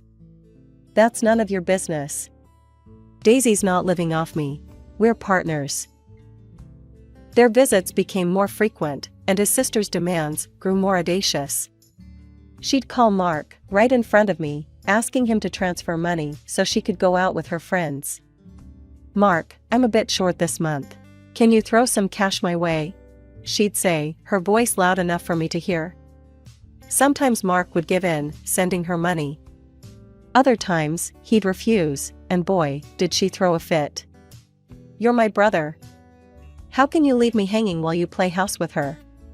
One day, after she stormed out following another of her tantrums about money, I turned to Mark. We need to set some boundaries. This can't go on. He sighed, rubbing his temples. I know, Daisy. I'm sorry. It's just hard, you know? They're family. Things between Mark and his family had been teetering on the edge of outright hostility, and it all came crashing down one Sunday dinner at his mother's house. We knew walking into that den was risky, but it was his sister's birthday dinner in a couple of months, and she had her heart set on something pricey. We were barely through the door when his sister launched into her wish list. Mark, you know what I want for my birthday, right? That designer bag I showed you last week. It's only a little over $1,000. Mark frowned, setting his jaw in that way he does when he's about to lay down the law. Lisa, we've talked about this. I can't be dropping that kind of money anymore. I'm married now, and we have our own expenses. Lisa's face twisted up like she'd bitten into a lemon. Oh, come on. Since when do you back down from spoiling your little sis? What, has Daisy got you on a leash now? The table went quiet. You could have heard a pin drop. I felt every eye on me, especially the burning glare from his mother. Mark shook his head, reaching over to squeeze my hand under the table. Lisa, no. I'm sorry, but we've made a budget, and we're sticking to it. That set Lisa off. She stood up, knocking her chair back with a loud scrape that made me jump. This is all your fault, she shrieked at me. You're just sucking him dry, taking all his money and attention. He used to have enough for me before you. I tried to keep my voice calm, but it was hard. Lisa, I haven't asked Mark to stop helping you out. We're just being responsible. And with that, his mom chimed in, siding with Lisa as always. Mark, she's your sister. You can't let her down. What kind of brother are you if you can't help her out? Mark stood, pulling me up with him. Enough. We're leaving. I'm not going to justify our personal decisions here. We left amid Lisa's cries and his mom's accusing eyes. It was the last straw. We decided then and there to cut off communication for a while. We needed peace, a break from the drama. So, we packed up a few days later and went on a small trip, just the two of us, to clear our heads.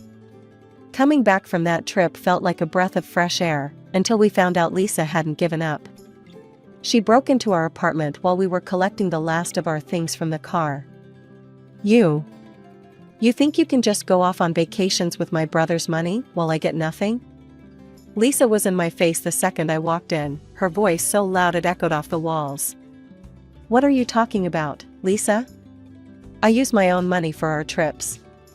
I tried to keep calm, but seeing her rifling through my closet, throwing my clothes around, made my blood boil. Lies. All this. She waved at my stuff scattered on the floor. Bought with Mark's money, right? Living the high life while I get scraps. Before I could stop her, she grabbed my new camera from the desk and hurled it to the floor. The crash was like a physical blow. That's enough. I screamed, my patience snapping. Get out of our apartment, now. When Mark came back and saw the mess, the broken camera, he was furious. He called Lisa, yelling into the phone while I tried to salvage what I could of my equipment. She hung up on him, but not before hurling a few choice insults. Mark turned to me, his face softening. I'm so sorry, Daisy. I'll get you a new camera. We'll figure this out. I nodded, too upset to speak. We cleaned up together, the silence between us heavy with unspoken promises to never let his family tear at us like this again. A few weeks after the camera debacle, Mark got a call from Lisa. She was all chirpy, which was a rarity, announcing her birthday bash and, surprise, her engagement. They were celebrating at Monte Cristo's, the fanciest joint in town. Normally, the mention of such a swanky place would have me rolling my eyes, but this time, I couldn't help but smile. Mark noticed and looked puzzled. What's up? Thought you'd want to steer clear of anything involving Lisa after everything, he said, clearly hesitant. I leaned over, whispering, Trust me, we need to go to this one. There's a reason. He studied my face for a second, then nodded. All right, if you say so. The night of the dinner, we dressed up, Mark in his sleek suit that made him look like a movie star, and me in a simple but elegant black dress. As we approached Lisa's reserved area, I spotted the whole clan gathered around a large table, Mark's parents, some aunts and uncles, and Lisa's new fiancé, a slick-looking guy with a too-tight smile. Lisa, spotting us, waved us over with a grin that didn't reach her eyes. There's the happy couple. Come join us, celebrate my birthday and engagement, she called out, loud enough for nearby tables to glance our way.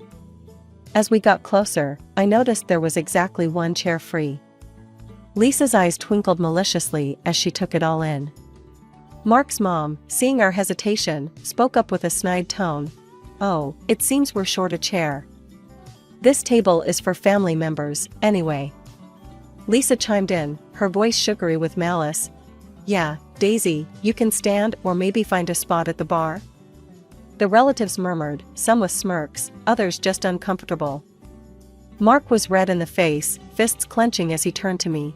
"Let's just go. We don't need this." But I put a hand on his arm, shaking my head slightly. "No, let's stay. I want to." He looked confused, but nodded, trusting my judgment. We stood there, by the table, the tension thick. Just when the awkwardness hit its peak, the restaurant manager came bustling over, looking apologetic. "I'm terribly sorry, but it seems we're quite full tonight, no spare chairs available at this moment," he said, his eyes darting between us and the smug faces of Mark's family. Lisa and her mom couldn't hide their glee.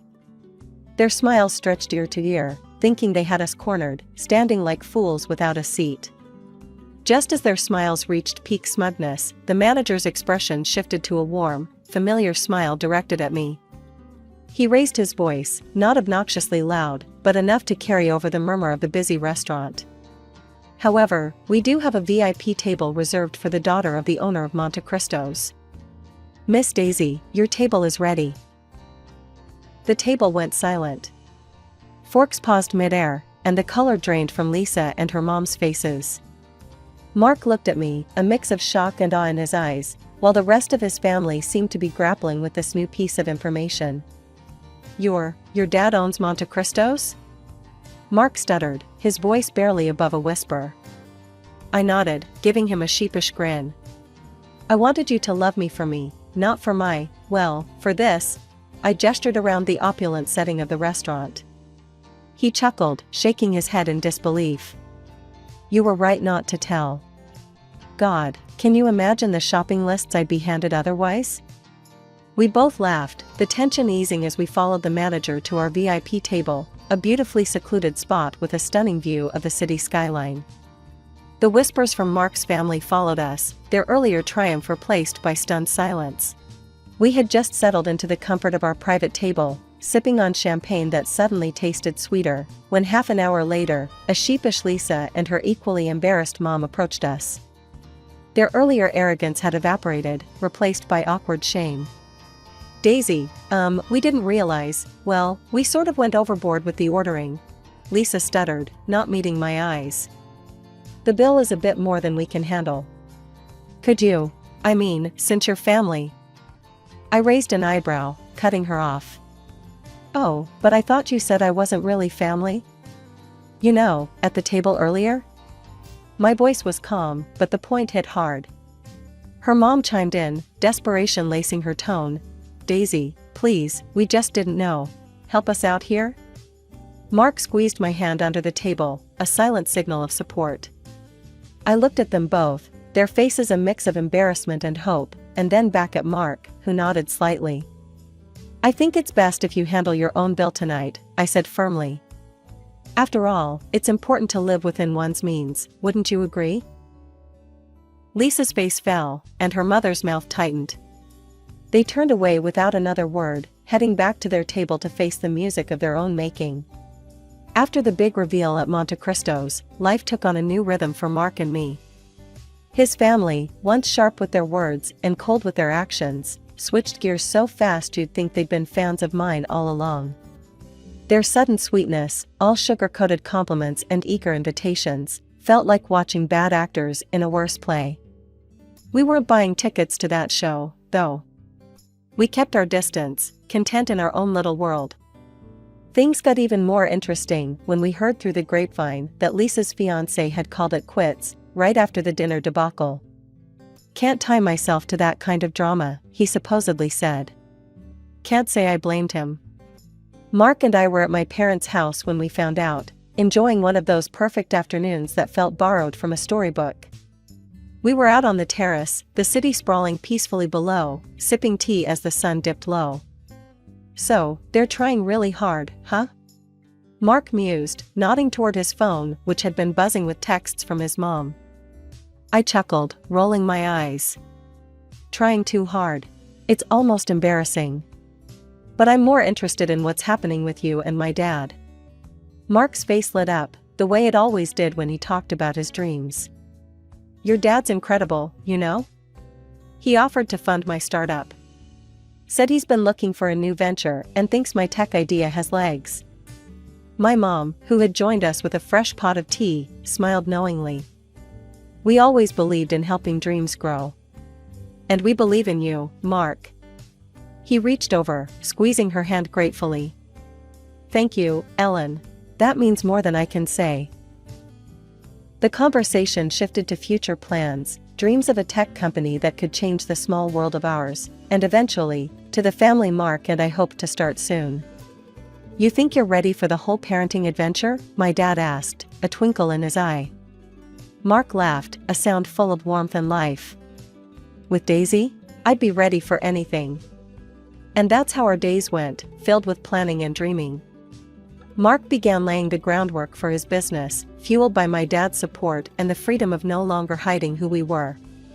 And as for me, I kept shooting, capturing the world through my lens, only now I sometimes caught glimpses of a future that included a little one tugging at my skirt, asking to see what mommy sees. One quiet evening, as Mark and I lounged on our couch, the city lights twinkling like a promise outside our window, I broached the subject that had been on my mind. Mark, do you ever think about how crazy it is? How everything turned out? I asked, tucking my feet under his legs. He chuckled, pulling me closer. Every day. But I wouldn't change a thing. Not really. Not even your sister's theatrics? I teased. Well, maybe that, he conceded with a grin. But it brought us here, didn't it? To this moment. The rest of the night was spent making more plans, talking about nursery colors and the kind of parents we wanted to be. It was real, it was ours, and it was just beginning. As we finally turned in, the last thing I saw was the ring on my finger, a glittering reminder of where we'd been and where we were going. And I fell asleep thinking, this, right here, is what happiness feels like. My name's Kimberly, just your average IT nerd with a knack for keeping things locked down, cyber-wise, that is. Since the pandemic took my folks, it's just been me, alone with their stuff and this valuable painting they left me. That thing's old, like handed down from my great-great-grandma old, signed by some big-shot English artist. Not that I'm selling, it looks too good in my living room. Work's been my life, literally steps from my apartment, and when I'm not there, you'll find me buried in my studies or firing up content for my YouTube channel. That's where the shy, awkward Kimberly becomes Cyber Kim, the guru of data protection. My videos are straightforward, nothing fancy, but they do the trick. I keep my friend circle tight. There's Sarah, a classmate from way back, and her husband, Mike, who's a lawyer. We'd catch up over cheesy slices or stuff ourselves with pasta at some Italian joint downtown, talking about everything and nothing. They're cool, the kind of friends who don't mind my tech rambles. So, this one day, I'm checking my channel comments, and there's a message from this guy, Tom. Not your typical nice vid stuff. He actually asked smart questions about firewall vulnerabilities. We ended up DMing, and let me tell you, the guy knew his bytes and bits. He was like, "Hey, I'm Tom. Caught your latest video. Could use a bit of advice on setting up a secure home network. Got a minute?" I replied, "Sure thing, shoot. Just promise you're not trying to hack your neighbor's Wi-Fi." We clicked right away. Chatting with Tom was easy. It felt like geeking out with a buddy, which, for me, was a big deal. Most guys don't get past my firewall, if you know what I mean. After a week of back-and-forth messages, he dropped, "You know, we should meet up. Could use a personal consult, and maybe coffee?" I typed back, "Coffee sounds good. There's this quiet place near my work. Friday?"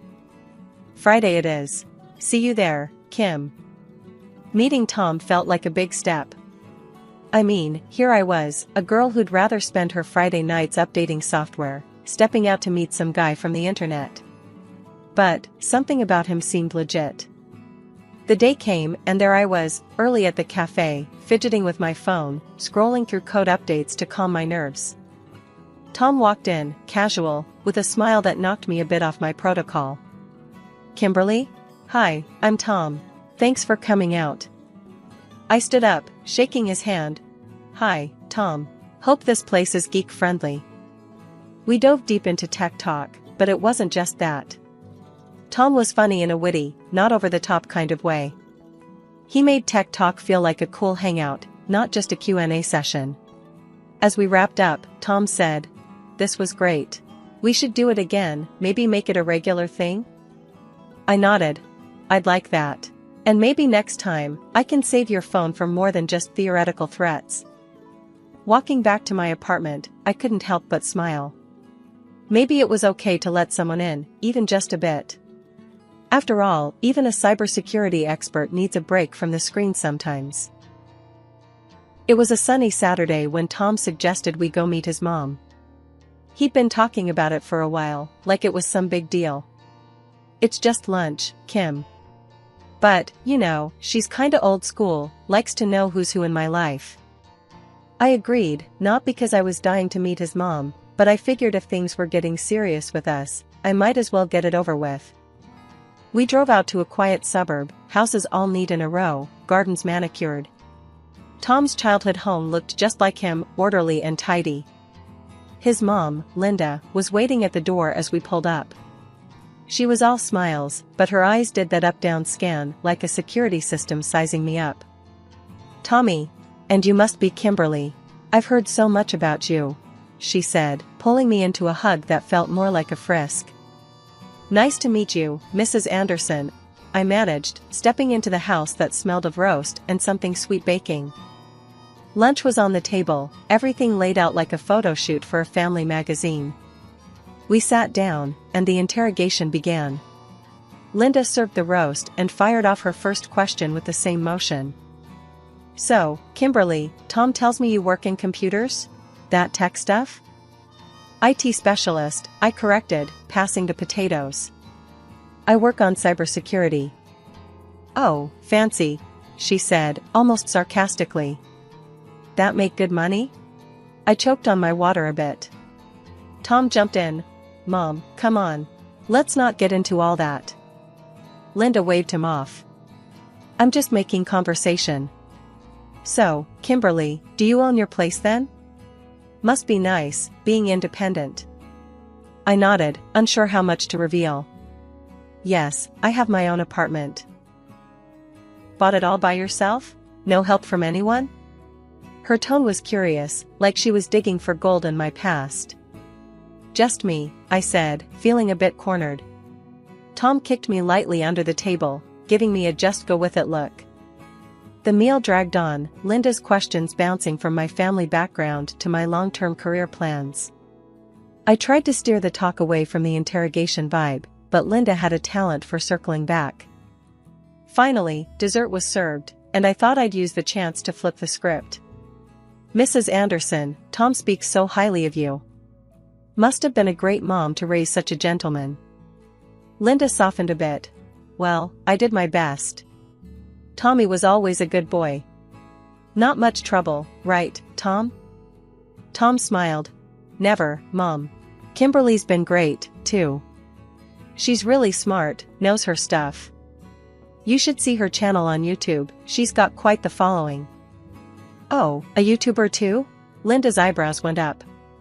"That's secure, is it?" I smiled back, trying not to show my annoyance. Linda's obsession with money was somewhat tiresome. A year flew by faster than I'd ever imagined, and there I was, Kimberly Anderson, married and trying to adapt to a whole new chapter. Tom and I tied the knot in a simple ceremony, just close friends and family, and soon after, we settled into my apartment. Life as a married woman was supposed to be sweet, right? Well, it would have been, if only his mom, Linda, hadn't taken an overzealous interest in our lives, especially the financial part. It started with innocent visits.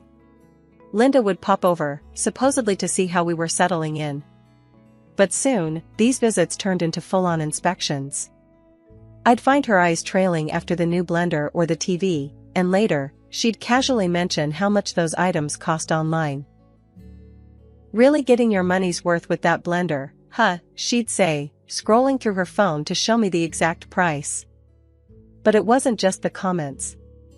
The frequency of her visits increased, turning our home into her daytime retreat.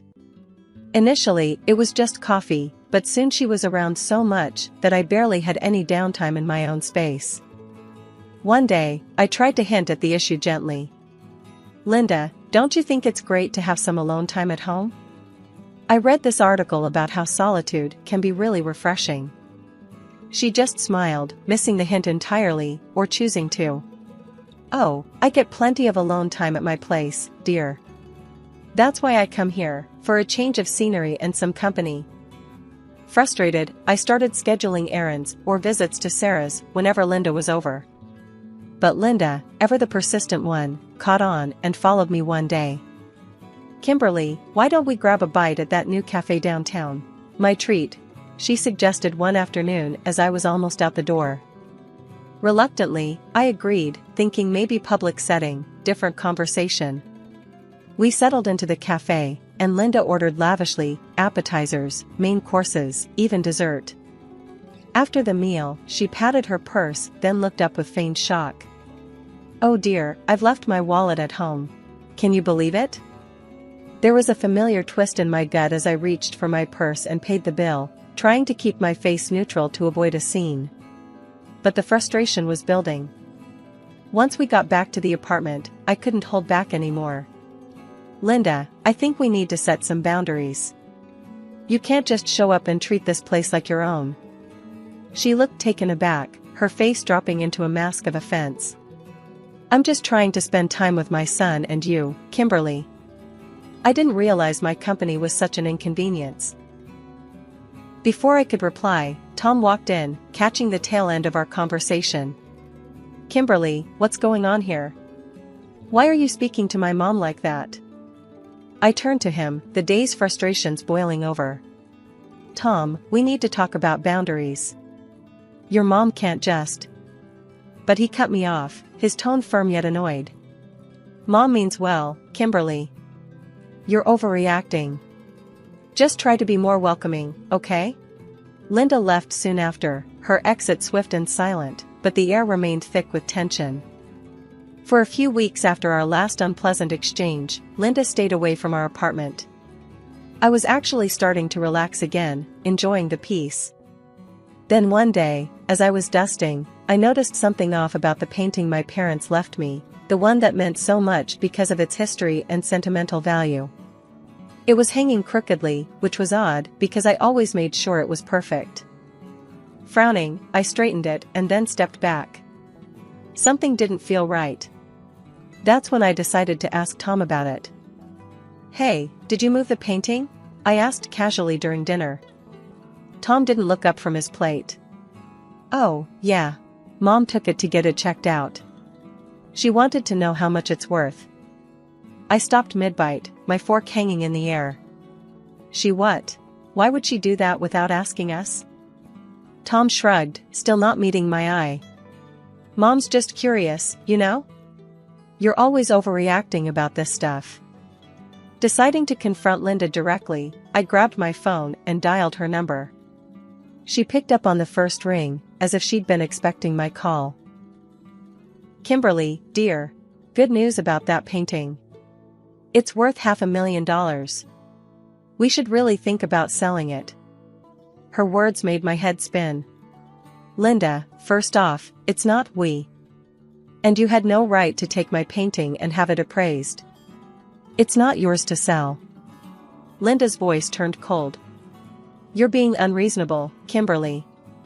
And with that, she hung up on me. The next day, I came home from work earlier than usual, needing to clear my head after the bizarre conversation. As I unlocked the door, I could hear voices inside. When I stepped in, Linda and Tom abruptly stopped talking. Linda glanced at Tom, then at me, and hurried out with barely a goodbye. "What was that about?" I asked Tom as I hung up my coat. "Nothing important," he muttered, but his voice was too casual. The weirdness of it all made me uneasy. I walked into my office and noticed right away that things weren't as I'd left them. My computer was shifted, and papers were out of place. My heart raced. This wasn't just a simple visit, something else was going on. That night, after Tom went to sleep, I went online and ordered a video camera with a sound recording function. I didn't tell Tom. The next day, I installed it in my office, making sure it was hidden from view. I also moved the painting from the living room to my study, hoping it would be safer there. With the camera set up, I threw myself into a new project at work to keep my mind occupied. The thought of Linda and Tom scheming had me on edge, but I needed to focus on something positive. My work was something I could control, unlike the chaos that seemed to be taking over my personal life. It was an ordinary Tuesday, or so I thought when I left work early feeling under the weather. Opening the door, I found Linda and Tom lounging in the living room, both as casual as could be. The sight stopped me dead in my tracks. "Tom, why aren't you at work?" He looked up, unfazed, and shrugged. "Quit my job." "You earn enough for both of us, don't you?" Linda nodded in agreement, her smile tight. "Exactly, Kimberly. Why stress him out with a job when you do so well for yourself?" My mouth fell open. I couldn't believe what I was hearing. This wasn't just a visit, it was a revelation of their true colors. "Are you kidding me? You quit your job without discussing it with me, and you, Linda, what part do you even play in this?" Tom stood up, his demeanor chillingly calm. "Look, Kim, let's not make this ugly. You have the money. I need support now." The room spun a little as their words sank in. "Support? You mean you want me to fund your laziness? Both of you just sitting around planning how to milk me for everything I'm worth?" Linda's eyes narrowed, and she crossed her arms. "Watch your tone, Kimberly. We're family." That was the last straw. "Family? No, this is not what family does. I want a divorce, Tom." The smile that crept onto Tom's face was one I didn't recognize. It was cold, almost pleased. "Fine by me. And I'll be asking for alimony, seeing as I'm jobless now." The audacity of his threat stunned me. I felt a mix of rage and disbelief churn in my stomach. Without another word, he grabbed a duffel bag from behind the couch, clearly pre-packed, and strolled out the door. Linda threw me a look that could curdle milk and hissed, "See you in court, Kimberly," before following him out. Once they left, the silence in the apartment was deafening. It was like waking up from a nightmare, except the monsters were real, and I had invited them into my life. I called Sarah, my voice shaking as I recounted what had just happened. She was furious on my behalf. "Kim, this is insane. You need protection, legal protection. Mike can help." I headed to Sarah and Mike's place. Mike was ready with both sympathy and lawyer mode activated. "Kimberly, we're going to take care of this. First thing, we'll file for divorce, and don't worry about the alimony threats. We'll counter every move they make. Tom quitting his job like that, it's manipulative, and we'll prove it." After talking things through, I returned to my apartment, feeling more determined. I was about to divorce the man I thought I knew, and battle his and his mother's greed. It was daunting, but necessary. I couldn't let them destroy what I'd worked so hard to build. The morning of the first court session for our divorce felt like gearing up for battle. I wore my most professional outfit, trying to project confidence despite feeling anything but. My stomach was in knots as I walked into the courtroom with Mike, my lawyer and friend, at my side. I had prepped myself for a tough day, but nothing could have readied me for the theater that unfolded. As soon as Tom walked into the courtroom, he transformed into someone I barely recognized. His suit was a bit too big, his hair unusually disheveled, and his eyes downcast. He looked like he hadn't slept in days, the perfect picture of misery and misfortune. His mother, Linda, clung to his arm, her face etched with concern, playing her part flawlessly. The proceedings began, and Tom's lawyer wasted no time painting him as the ultimate victim. "Ladies and gentlemen, my client has been left to fend for himself after his wife, the sole breadwinner, abruptly ended their marriage when he needed her most. After losing his job, Mr. Anderson was not only abandoned emotionally but is now facing financial ruin." Tom took the stand, his voice shaky. "I did everything at home, Your Honor. Cooked, cleaned. I supported Kimberly in every way, hoping to ease her burdens. And when I lost my job, she turned her back on me. Linda testified next, her performance Oscar-worthy. My son's life with Kimberly was a nightmare. She controlled everything, including the finances. When he lost his job, instead of support, what did he get? Abandonment. Kimberly is not the person she appears to be. The hypocrisy was staggering. I felt a cold anger settle in as I listened to their twisted version of our life together. When it was finally Mike's turn to cross-examine, he did his best to dismantle their stories. Isn't it true, Mr. Anderson, that you quit your job voluntarily and without discussing it with my client? Tom stuttered, faltering under Mike's steady gaze. Well, it was a mutual decision, really. Despite Mike's efforts, I could tell the judge was moved by Tom's emotional display. The sympathy in his eyes as he nodded at Tom spoke volumes. As we filed out of the courtroom, Linda couldn't resist a parting shot. She sidled up to me, a triumphant smirk curling her lips. You might think you're smart, Kimberly, but you'll see. You're going to lose. And when you do, I'll take every last cent from you. As soon as I got home, the silence of my apartment was suffocating, and the reality of potentially losing in court weighed heavily on me. I needed support, a game plan, and maybe a slice or two of pizza to lighten the mood. I picked up my phone and dialed Sarah's number. Hey, can you and Mike swing by tonight? I think it's time we craft a real strategy over some pizza. They arrived with boxes of steaming pizza and a determination in their eyes that matched my own resolve. We set up camp in my living room, the coffee table now an impromptu war room scattered with legal pads, pens, and now, dinner. We need a breakthrough, something concrete to turn the tables, Mike said, opening a box and handing me a slice of pepperoni. I nodded, taking a bite and trying to gather my thoughts. I know, but everything up to now just seems circumstantial. They're playing the victim too well. Sarah poured us all coffees, her brow furrowed in thought. We just need to catch them in a lie, something undeniable. As we ate, the conversation continued to circle around potential strategies and legal angles. But it was when we were winding down, our plates cleared and the second round of coffee in hand, that a seemingly innocent observation changed everything. Kimberly, didn't your painting used to look different? Sarah asked, nodding towards the large canvas in my living room. I turned to look, my heart skipping a beat. The colors did seem brighter, more vivid than I remembered. A sudden thought struck me, and I jumped up. The camera. I set up a camera in my office a while back. I completely forgot about it with everything going on. We rushed to my office, where I fired up my computer and began pulling up the footage from the hidden camera. The files loaded, and we watched intently as the days clicked by and fast forward. Then, there it was. The day Tom and Linda had been alone in my apartment. The video showed them entering the room, glancing around nervously before approaching the painting. Their voices were low, but picked up clearly by the camera's mic. Make sure you swap it out smoothly. No one will ever know. Once we sell the real one, that's $500,000 we're sitting on. Tom's voice was a whisper, but the greed in it was loud and clear. Linda's laughter was chilling. And once she's out of the picture with the divorce, we'll live like royalty. No more hiding, no more scrimping.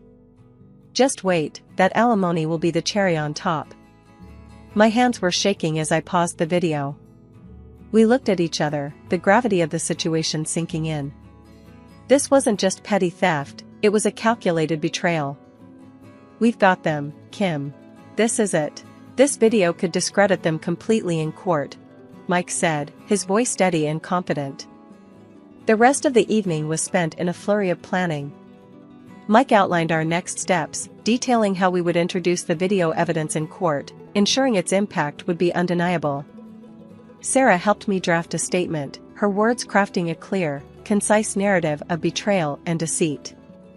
The morning of the final court session was unlike any other. As we entered the courtroom, I caught sight of Tom and Linda, smug expressions planted firmly on their faces. They had no idea what was coming. The court settled, and the judge called the session to order. Mike was the first to speak, his voice filling the room. "Your Honor, we request permission to submit new evidence crucial to this case." The judge eyed him curiously. "And what might this evidence be?" "A video with audio, Your Honor, revealing the true intentions behind Mr. Anderson and his mother's actions." Permission was granted with a nod, and the courtroom hushed as Mike connected the USB drive to the court's AV system. I watched Tom and Linda, their confidence faltering as the screen flickered to life. The video played, their voices echoing through the courtroom. Tom's scheming words and Linda's greedy laughter filled the air, the shock and murmuring of the audience growing with each passing second. As the recording ended, the judge looked sternly at Tom and Linda, who had turned pale, their eyes wide with fear. The judge banged his gavel, his voice booming. "Based on this undeniable evidence, I declare the marriage between Kimberly and Tom Anderson dissolved. Mr. Anderson's claim for alimony is hereby rejected." He wasn't finished. Turning to his assistant, he barked, "Call the police. We have theft and conspiracy to commit fraud." The courtroom erupted into whispers and gasps as officers entered and approached Tom and Linda. Linda's composure broke, tears streaming down her face as she was handcuffed. "I'm sorry, Kimberly. I had debts. I didn't mean." "Save it, Linda. You did mean to," I cut her off, turning away as the police led them out of the courtroom. The painting was returned to me a few days later. Life slowly returned to normal. I poured my energy into my work and my YouTube channel, helping people protect themselves from the very deceit I'd experienced. 2 years passed. Then, one afternoon, my phone rang. It was Tom, his voice hesitant. "Kimberly, I'm out now. We're living in a rented place." I was hoping maybe we could try again. I've changed, really." I couldn't help but laugh, the sound bitter yet liberating. "Tom, you never change. You're just out of options. Goodbye." Hanging up, I felt a final piece of the past slip away. I was free, truly free, and as I sat back at my desk, planning my next video, I knew that no matter what came my way, I was ready. Let me introduce myself. I'm Amelia, living in a sprawling house just at the city's edge. I own a pet supplies company and a big retail supermarket focused on pets. Animals? They've been my entire world since I was little. Always found myself caring for some creature or another, which led me to where I am now. It was a cool, crisp evening when James walked into one of my charity events. He was there to write a story, standing awkwardly by the side, holding his notepad like a shield. I walked over, breaking into his space with a smile and a hand stretched out. "Hey, I'm Amelia. Haven't seen you around here before. You new?" He took my hand, a bit surprised, then flashed a quick, somewhat nervous smile. "Yeah, James Mitchell. I'm covering this event for the local paper." "You're Amelia Carter, right? The one who runs all this?" "Guilty as charged," I chuckled, brushing a stray hair from my face. "Hope we're giving you something good to write about." "Oh, definitely." His eyes scanned the room, filled with volunteers and the happy chaos of an event in full swing. "This is impressive, what you've put together." "Thanks. We're all about giving back. Plus, I can't stand seeing animals in trouble. You got pets?" He shook his head. "Travel too much. Wouldn't be fair to the poor thing." We chatted more about the event, and he asked insightful questions that told me he did his homework. His genuine interest was refreshing, and as the night wore on, I found myself looking forward to his calls and texts. Fast forward 6 months, and we're standing under a simple yet elegant arch, exchanging vows. I remember thinking how wild it was that life could throw such good things my way when I least expected it. A year into the marriage, and my business was booming. The house felt even more alive with every stray I brought home. James, ever the intrepid journalist, kept bringing stories of his travels into our conversations, making our dinners lively and full of laughter. One night, I was closing up shop when a lady rushed in, just as I was about to turn the sign to "closed." She was clutching a cardboard box so tightly her knuckles were white. "Excuse me, are you Amelia?" she gasped, out of breath. "Yeah, that's me. What's up?" She thrust the box into my hands. "Found these kittens behind my house. I can't take care of them, but I heard you could help."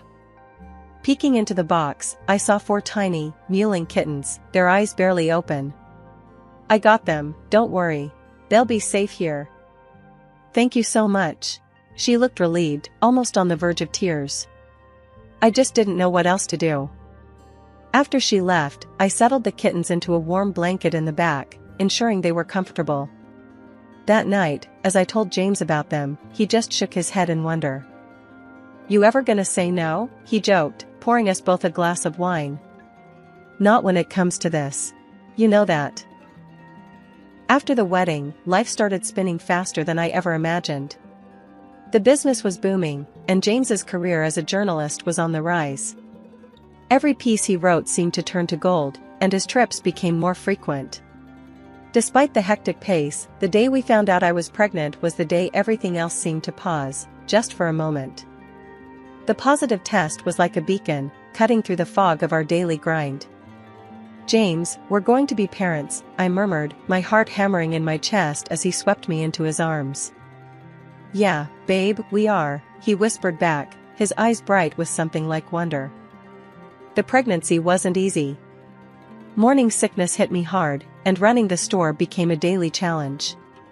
James was supportive, always popping in when he could, bringing me ginger tea and those little crackers that were the only thing I could stomach some days. When Lily was born, it felt like a storm had passed, leaving the world shiny and new. But complications during the delivery cast long shadows. The doctors said I couldn't have more kids, a blunt statement that hung heavy between James and me in the sterile silence of the hospital room. James's disappointment was a quiet thing, but it stretched wide and deep. He tried to hide it, but sometimes I'd catch him staring out the window with a far-off look, or he'd be unusually quiet during dinner. "James, talk to me. Please," I'd plead, reaching for his hand across the table. "I'm fine, Mel, really. Just tired, you know?" But his voice would be flat, and he wouldn't meet my eyes. When Lily turned 1, it was clear she was the light of my life. She had my eyes and James's easy smile. Teaching her to walk, to say her first words, it was a joy unlike any other. But James, he was there but not really. He'd smile and play with her, but his smiles didn't quite reach his eyes. Lately, James had started taking more business trips alone and was often late coming home from work. This shift left me with quieter evenings, which I spent nurturing Lily. She was my little ray of sunshine in the increasingly gray days of my marriage. At just 5, she was already reading children's books and even little notes I left around, which I wrote to spark her curiosity and love for learning. Our bond was my solace. As for James and me, our relationship had cooled considerably. He had taken to sleeping in another room, claiming he needed to get up early for work without disturbing me. My attempts at conversation, trying to bridge the widening gap between us, were met with curt responses or tired dismissals. It was past midnight when I was jolted awake by Lily, her small hands shaking me urgently. Her face was lit with a mix of fear and excitement as she tugged at my arm. "Mommy, come quick. There's a baby outside, I couldn't bring him in, he's too heavy," she blurted out, breathless from either the run up the stairs or the weight of her discovery. I was half in a dream, not fully grasping her words. "A baby? Lily, it's probably just your imagination. Let's get you back to bed." But she was insistent, pulling me with more strength than I thought her little hands could muster. "No, Mommy, he's real. I saw him at the front door." Reluctantly, I followed her down the stairs, my mind racing. At the door, there it was, undeniable and shocking. A baby boy, wrapped snugly but abandoned in a portable cradle right on our doorstep. This was a first for me. I'd taken in countless strays, but a child? Lily was peering into the cradle with a curious gaze. "Look, Mommy, it's a boy. He's my brother." I knelt beside the cradle, my heart sinking. "Lily, sweetheart, this isn't our baby. Someone must have left him here by mistake." But Lily was persistent, her small face serious as she said, "No, Mom, there was a note. It said he's Daddy's son, so he's my brother." Before I could respond, James appeared, his face unreadable in the dim porch light. "What's all this?" he asked, his voice tinged with a forced casualness that didn't sit right with me. Lily was quick to answer, "Daddy, it's your baby. The note said so." James let out a stiff, uneasy chuckle. "You must have dreamt that, kiddo. There was no note." Lily's brow furrowed, frustrated. "There was. But now it's gone." James's eyes met mine, something fleeting in his glance that I couldn't place. He turned to Lily, his tone firm, almost harsh. "It's late, Lily. Go to bed now. We'll sort this out." "But Daddy." "Lily, bed. Now," James interrupted, pointing sternly towards the stairs. Lily, crestfallen and muttering, trudged back upstairs. I turned to James, my voice low and urgent. "We need to call the police, James. This is serious. We can't just keep someone's child." He was quick to dismiss me, his whisper sharp. "Let's not overreact. We could take him in, couldn't we? After all, it's a boy, just what we wanted." His words stunned me, the implication chilling. "James, are you listening to yourself? This is a child, not a stray pup that wandered in. We're talking to the police." His face darkened, and he stepped closer. "No police. We're not involving them. I'm going to bed." Once James retreated to his room, I managed to calm the little one. As he slept, I carefully snipped a few locks of his hair, planning to get a DNA test done. This wasn't a decision I took lightly, but my gut told me it was necessary. The next morning, I acted like everything was normal. I watched as James left for work, his demeanor unreadable. Once he was gone, I called the police. They came and took the baby to ensure he was cared for properly. That evening, when James returned and discovered what I had done, he exploded in anger, making a huge scene. "Why would you call them? We could have handled this ourselves," he yelled, his face red with frustration. His reaction only deepened my suspicions. I kept my calm, though, not letting on how much I already suspected. "It's the right thing to do, James. That child could have a family looking for him," I said, trying to reason with him. His responses were evasive, spinning more questions in my mind. I decided then to reach out to a private detective. Meanwhile, I also realized we might need money for all these expenses, lawyers, detectives, who knew what else. So, I checked our joint bank account. My heart sank when I saw it nearly empty. $30,000, saved for Lily's education, gone. I confronted James over the phone. "Where's the money from our account?" "The $30,000? I asked, my voice firm, trying not to let the anger show. "Oh, that. I had to help my brother out, he was in some serious debt," James stammered, his explanation sounding rehearsed. Right then, I knew he was lying. Not wanting to show my hand just yet, I simply replied, "I see." But internally, I was seething. This confirmed my decision to hire the detective. With my personal savings, I took the baby's hair and some from James's comb to a clinic for DNA testing. The process was straightforward, but waiting for the results was agonizing. During that time, I tried to keep things normal at home, especially for Lily's sake, but the atmosphere was tense. 2 weeks later, I received the call from the clinic. The results were as I feared, the child was indeed James's son. I said nothing to James, waiting instead for the detective's report to see the full picture. A week after getting the DNA results, I met with the detective. James had an affair with a woman who then gave birth to his son. They had planned to be a family until she met someone wealthier and decided to abandon the child with James, disrupting her new plans. The detective explained everything in a low, even tone, but each word was a hammer to my heart. "Once she found the other guy, your husband's son became inconvenient. That's why the baby ended up on your doorstep. With the address from the private detective in hand, I drove to the mistress's apartment, a mix of anger and disbelief churning inside me. The whole ride there, I kept thinking about the baby, about James, and about the betrayal that had unfolded so shockingly. When I arrived, I didn't even hesitate at the door. I knocked sharply, my heart pounding in my chest. The door swung open, and there he was, James, looking like he'd seen a ghost. The color drained from his face when he saw me. "What are you doing here, Amelia?" he stammered, his voice barely above a whisper. I pushed past him into the apartment, my eyes quickly finding the woman who had turned my life upside down. She was as I imagined, only now wearing a panicked look as she saw me. "I'm not here to cause a scene," I said, my voice cold and steady. "I just want to know one thing. How could you leave a baby, your baby, alone on the street like that?" The mistress, her back stiffening, responded with a shrug that made my skin crawl. "I didn't want the child. James wanted a son, so I left him with you guys to raise." Her nonchalance about the whole thing infuriated me, but before I could reply, the doorbell rang. She looked visibly shaken, moving quickly to answer it. A man entered, confusion written all over his face. "Who are these people, Julia?" he asked, his tone cautious. Julia, the mistress, forced a nervous laugh. "Oh, they're just some friends. They were just leaving." But I couldn't let this go, not now.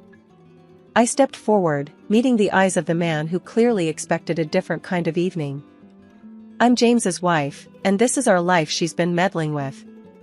She left her newborn with us because she thought she could get rid of the baby that easily when she found you," I said, the words bitter as they came out. The man, now pale, turned to Julia. "Is this true?"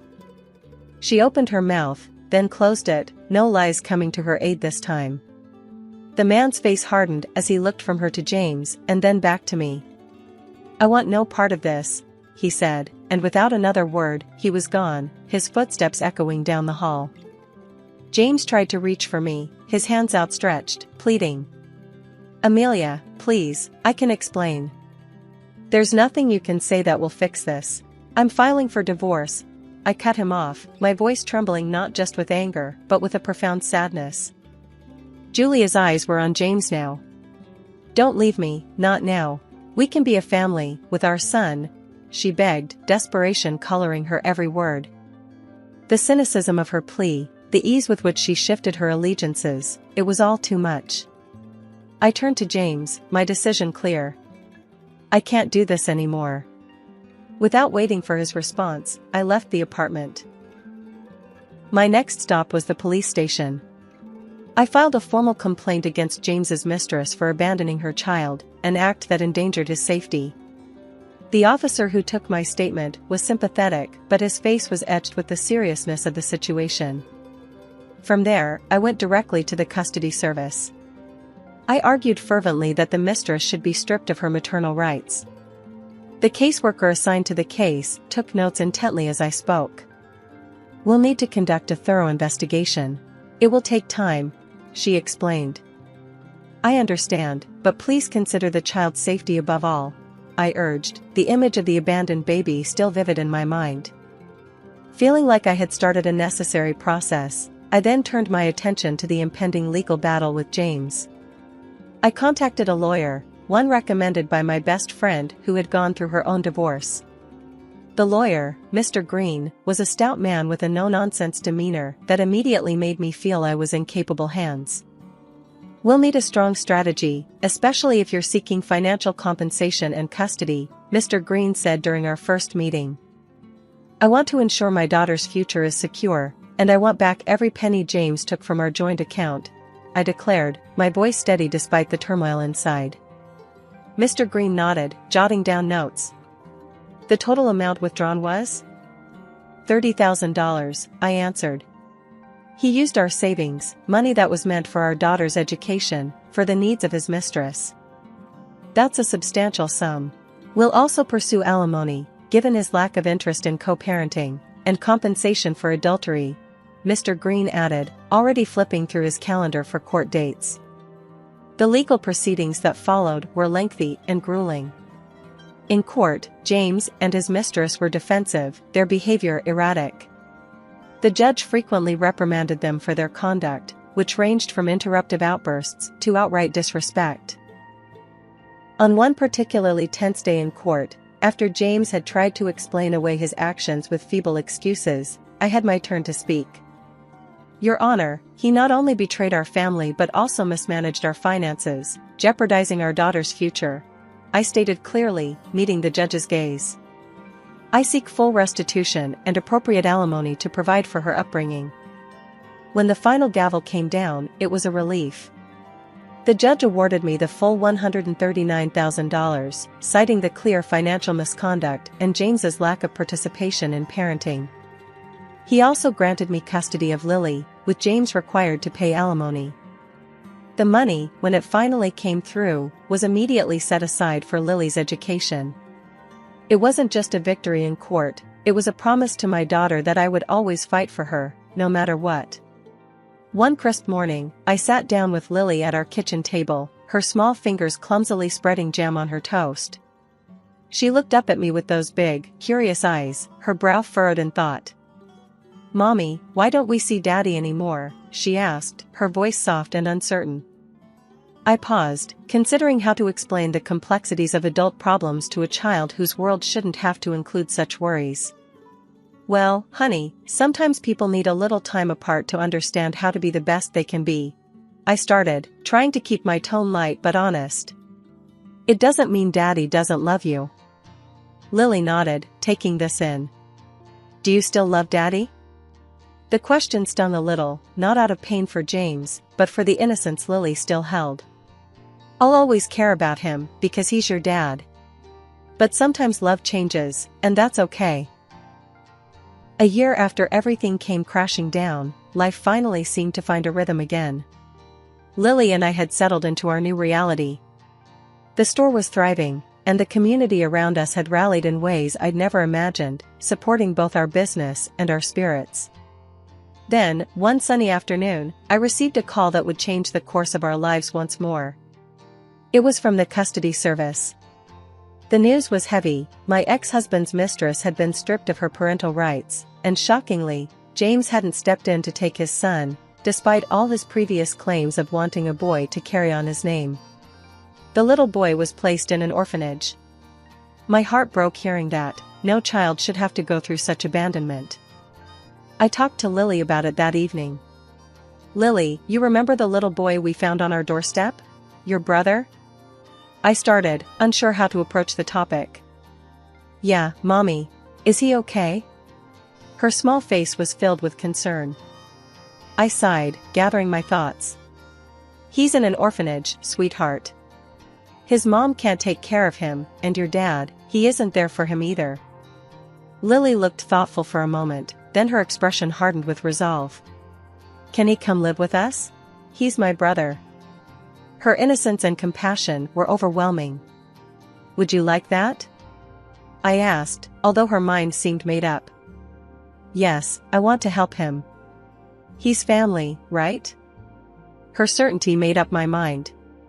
The next day, I contacted the custody service to inquire about the process of adopting him. The paperwork was daunting, the road filled with legal intricacies, but the thought of that little boy alone in the world propelled me forward. The months that followed were a whirlwind. I visited the orphanage regularly, each time my heart aching at the sight of so many children without families. James's son, Ben, was a quiet, watchful child. Each visit, he grew more accustomed to me.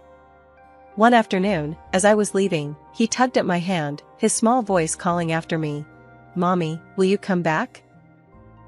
His words struck a chord deep within me. "Always, Ben. I'll always come back for you." It took 6 months of visits, meetings, and countless signatures before I got the call. The adoption was approved. I was overjoyed and terrified all at once. I rushed to the orphanage to tell Ben the news. When I arrived, he was playing in the yard, his little figure dwarfed by the big toys around him. As I approached, he spotted me and ran over, his small arms lifted in anticipation. I scooped him up, spinning him around. "Guess what, Ben? You're coming home with us. You're going to be my son and Lily's brother for real," I told him, my voice thick with emotion.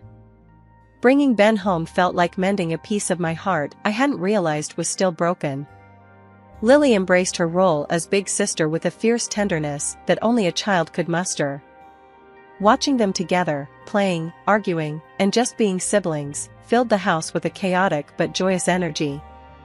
Ben started school this year, and watching him head off with his backpack almost as big as he is, it fills me with pride. He's adjusted well, and his teachers all say he's a joy to have in class.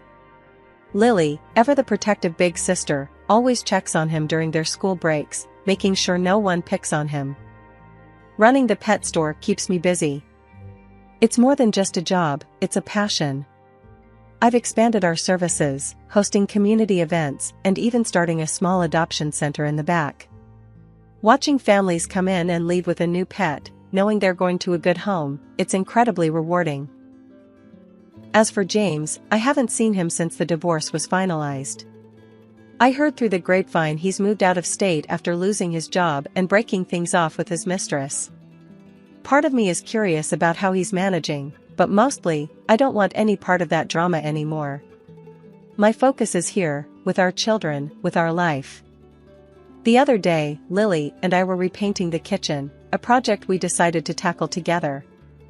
Ben was at a friend's house, so it was just us girls, splattering paint and sharing laughs. "Mom, do you ever miss things being the way they were before?" Lily asked, her brush pausing mid-stroke. I considered her question, paint can in hand. "Sometimes, I guess. But I love our life now. Don't you?" She dipped her brush in the paint. "Yeah. It's better now. Ben's here, and we're happy. It's just different, that's all." "Different can be good, sweetheart. We've gotten through a lot, and here we are, stronger than ever," I reassured her, giving her a playful nudge with my elbow. Later that week, I had a meeting with the local animal shelter about partnering for an upcoming adoption event. After the meeting, as I was closing up for the day, I took a moment to look around at the life I'd built. From the bustling store filled with customers and their pets, to the community notices pinned up next to the register, to the photos of Lily and Ben at their latest school event. This was my world now, and it was a good one. As the sun set, casting long shadows over the floor of the shop, I locked up and headed home, ready to spend the evening with my kids, maybe watch a movie or play a game. Life had thrown us some curveballs, but here we were, catching every one and throwing them right back. Hey, I'm Ava. I run my own business making designer furniture. It's been a wild ride getting here by 33, but I wouldn't have it any other way. My life was mostly about work, though deep down, I hoped for more, like a family of my own. It was during one of my rare vacations down in Santa Cruz that everything changed. I was on the beach, trying to learn surfing, mostly failing and falling flat on my face into the waves. That's when Jake showed up with his surfboard under his arm, looking like he owned the place. "Need some help there?" he called out, jogging over. His voice was playful, a slight tease hanging in the air between us. I brushed the sand off my face, trying to look a bit less like a drowned rat. "Do I look like I need help?" He laughed, a deep, hearty sound that made me smile, despite my embarrassment. "Well, you ain't exactly riding the waves like a pro." I shrugged and gave him a challenging look. "Maybe I'm just enjoying my unique style of surfing. Ever thought of that?" "Unique's one word for it," he grinned, extending a hand to help me up. "Name's Jake. I teach surfing around here. How about I give you a few pointers? No charge." I figured why not. It wasn't like I had anything better to do, and the guy seemed genuine enough. So, I took him up on his offer. Turned out, Jake was a natural teacher. He was patient, explaining things clearly without making me feel like an idiot. "Balance is key," he instructed as he guided me on the board. "You gotta feel the wave, be part of it, not fight it." Easier said than done, but with Jake's guidance, I actually managed to stand and ride my first wave. I couldn't believe it. I laughed so hard I nearly fell off again. That's it. You're a natural, Jake cheered, clapping his hands. I paddled back, flushed with excitement. Thanks, Jake. I guess you're a pretty good teacher. That night, we talked like old friends. Turns out, Jake moved around a lot as a kid, never really settling anywhere until he hit the surf towns. He loved the ocean, said it was the only place he felt at home. And what about you, Ava? What's your story? I told him about my business, how I'd started from scratch, working day and night to make it something real. He listened, really listened. And that's how it started, really. A simple meeting on the beach that turned into dinner, and a conversation that felt like it could go on forever. I didn't know then that I'd fall for him, hard and fast. But that comes later.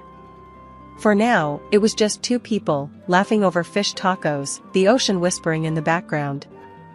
I smiled. Maybe I'd just found that someone. Life after meeting Jake took a fast track, like a runaway train I had no interest in stopping. Our courtship was a whirlwind, filled with laughter, beach days, and long, heartfelt conversations under the stars. It didn't take long before he popped the question. We were at our favorite spot on the beach, the same place where we first met. Hey Ava. Jake started, his voice unusually shaky. You and me, we're kinda great together, huh? I laughed, a little nervous, sensing something big was coming. Kinda great? That's the understatement of the year. He took a deep breath and went down on one knee, right there in the sand. Marry me, Ava. Let's not just be kinda great. Let's be amazing, together, forever. My heart skipped about a dozen beats. Yes, I blurted out, more tears in my eyes than I'd care to admit. Yes, I'll marry you, Jake. The wedding was everything I could have hoped for.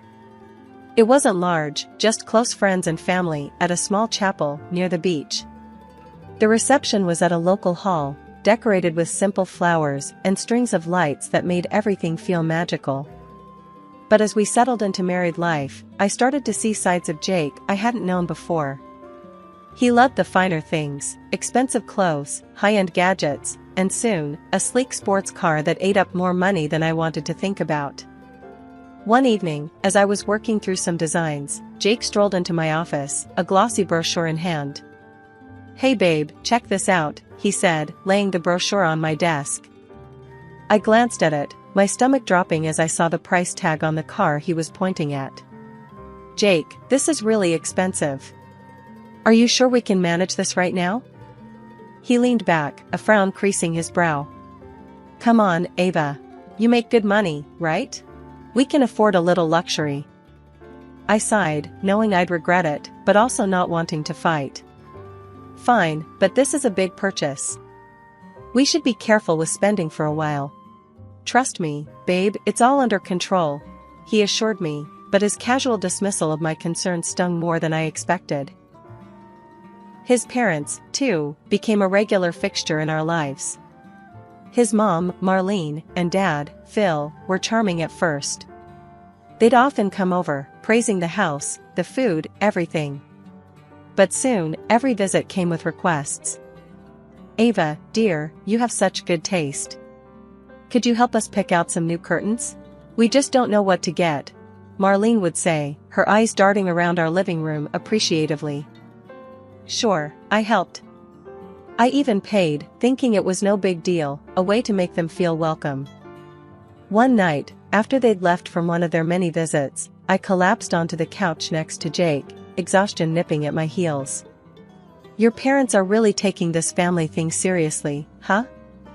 He chuckled, not catching my tone. Yeah, they love you. You're like the daughter they never had. I bit my lip, not sure how to say what was on my mind without causing a rift. It's just, they expect a lot. Gifts, money, time. It's getting to be a bit much, don't you think?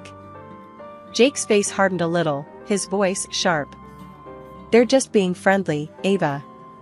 They like spending time with us, that's all. I wanted to argue, to tell him it felt like more than that, like we were a bank they could take from without asking. But I held my tongue, the words happy wife, happy life echoing ironically in my head. Jake's attitude toward having kids started to put a real strain on us. I always knew I wanted to be a mom, but Jake's insistence on having a son was something else. It wasn't just a wish, it was an obsession. One night, after dinner, we sat down in the living room, each with a glass of wine, trying to unwind. That's when I decided to bring up the topic again. So, Jake, do you really think it's that important to have a boy? I asked, feeling my stomach knot up. Jake looked up then, his expression serious. Of course, Ava. You know how important it is for me to have a son. Someone to carry on the family name, you know? But what if we have a daughter? I pressed, needing him to see my point of view. He shrugged, a bit too casually. We keep trying until we get a boy, I guess. The simplicity in his answer chilled me. And what, the daughters we might have aren't good enough? Ava, come on, don't start that, he sighed, rubbing his temples. It's not about good enough. It's about having a son. My dad's the same way, you know that. The conversation hung heavily between us, unresolved. It was the same every time. Jake wanted a son so badly that it started to overshadow everything else in our relationship. When we learned that natural conception was off the table, IVF seemed like our only option. I threw myself into the process, researching clinics and treatments. The day we went to the clinic to start the treatment, the air between us was tense. In the waiting room, Jake fiddled with the pamphlets on the coffee table, his knee bouncing up and down nervously. So, they can do that thing, right? Where they make sure we get a boy, he whispered, leaning close. I frowned. It's not that simple, Jake. And it's not exactly ethical to pick and choose like you're ordering a custom car. The strain only deepened once we were in the thick of IVF treatments. The hormones, the doctor's appointments, and the waiting were brutal. And through it all, Jake's impatience for a son grew into something ugly, a shadow over our marriage. When we finally got the news that we were expecting, I was over the moon. But Jake's first question cut through my happiness like a knife. Did they say if it's a boy? It's too early to tell, I snapped, hurt by his one-track mind. And when the ultrasound revealed we were having twin girls, I saw the disappointment on his face. He tried to mask it, but it was too late, I'd seen it. That night, as we lay in bed facing away from each other, the distance between us felt wider than ever. When I gave birth to twin girls, Emma and Ellie, I was over the moon, but Jake, he couldn't hide his disappointment.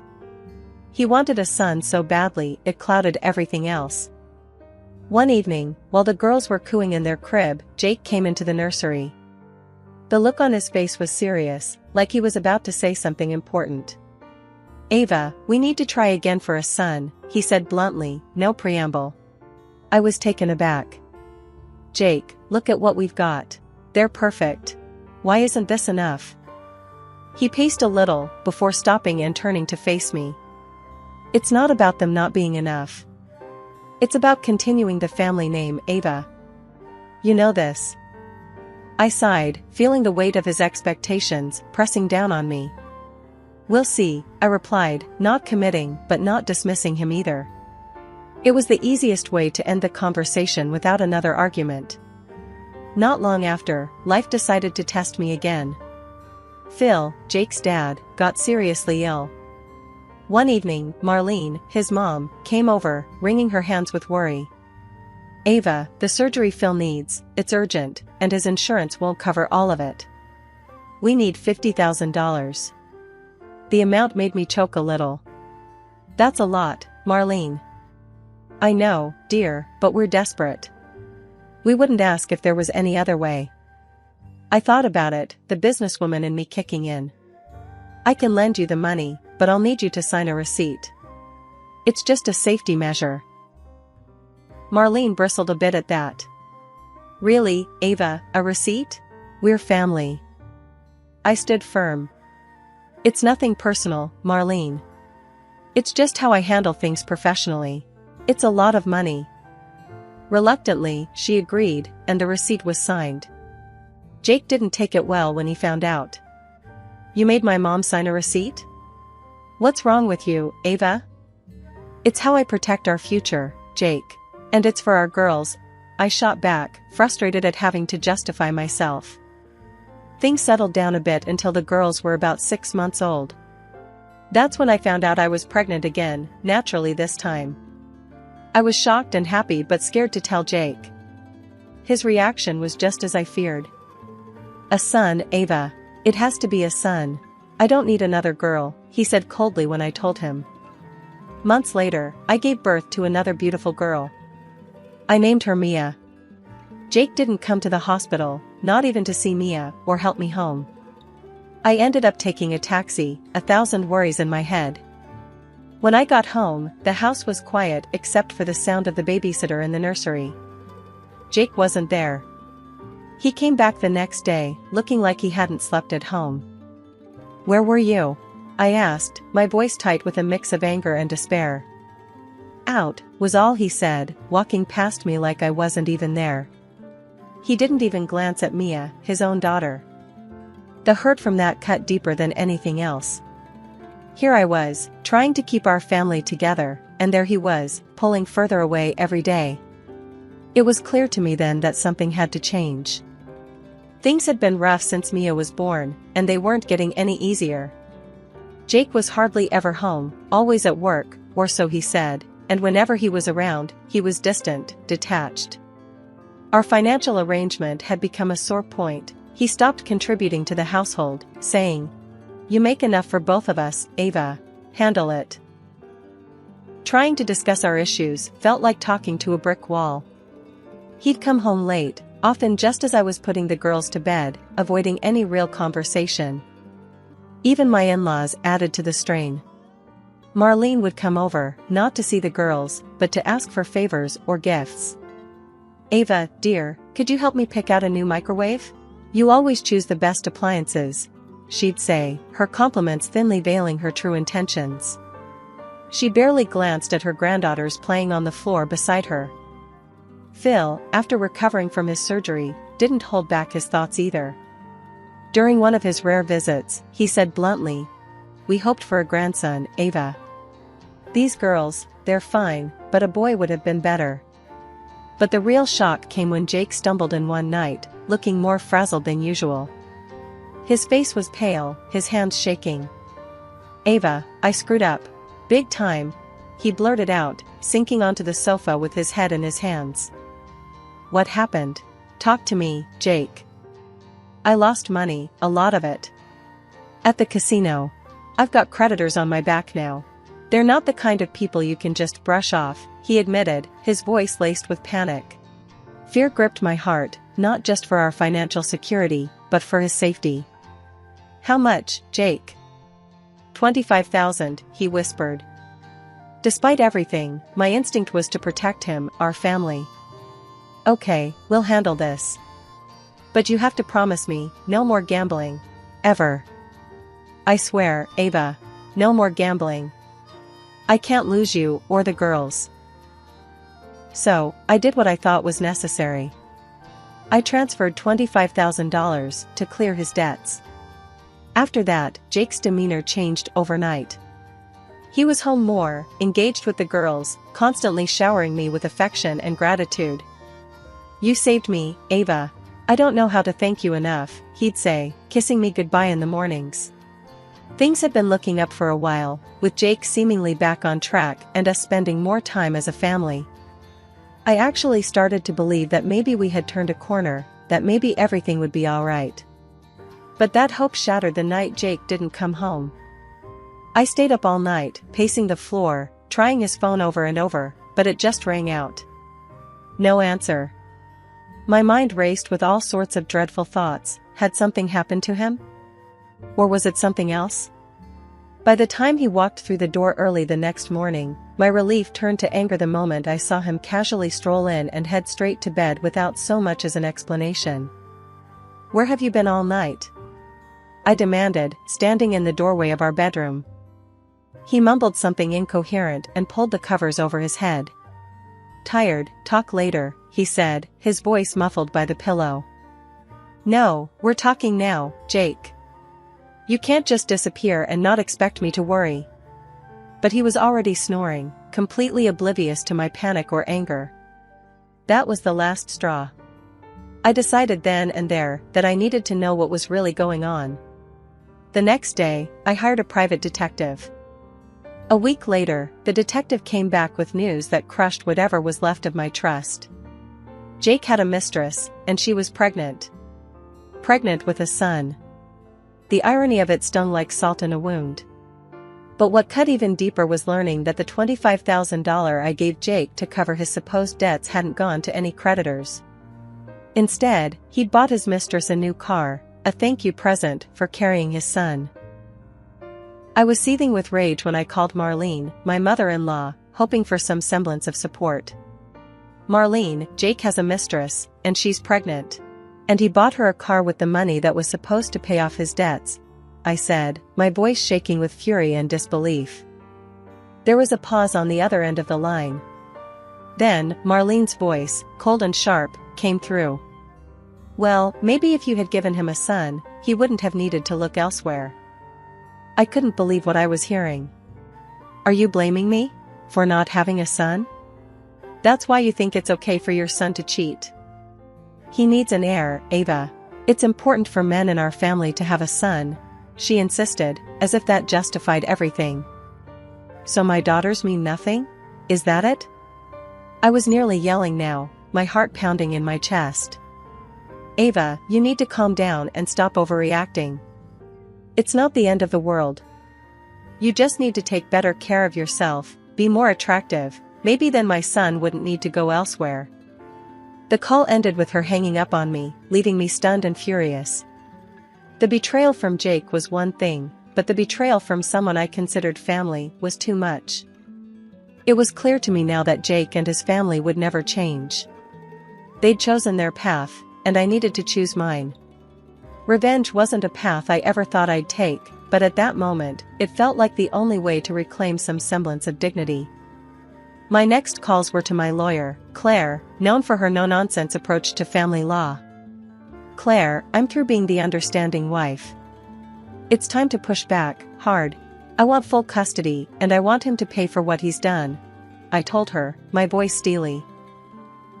That evening, when Jake came home, I was ready for him.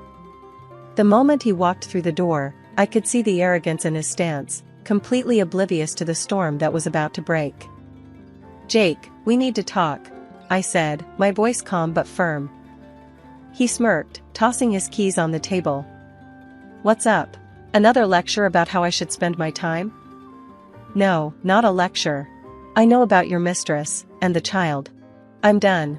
Here," I said, pushing the divorce papers across the table to him. "I've signed them. It's over." His smirk vanished, replaced by a frown. "You're serious? Look, I'm tired of this life too.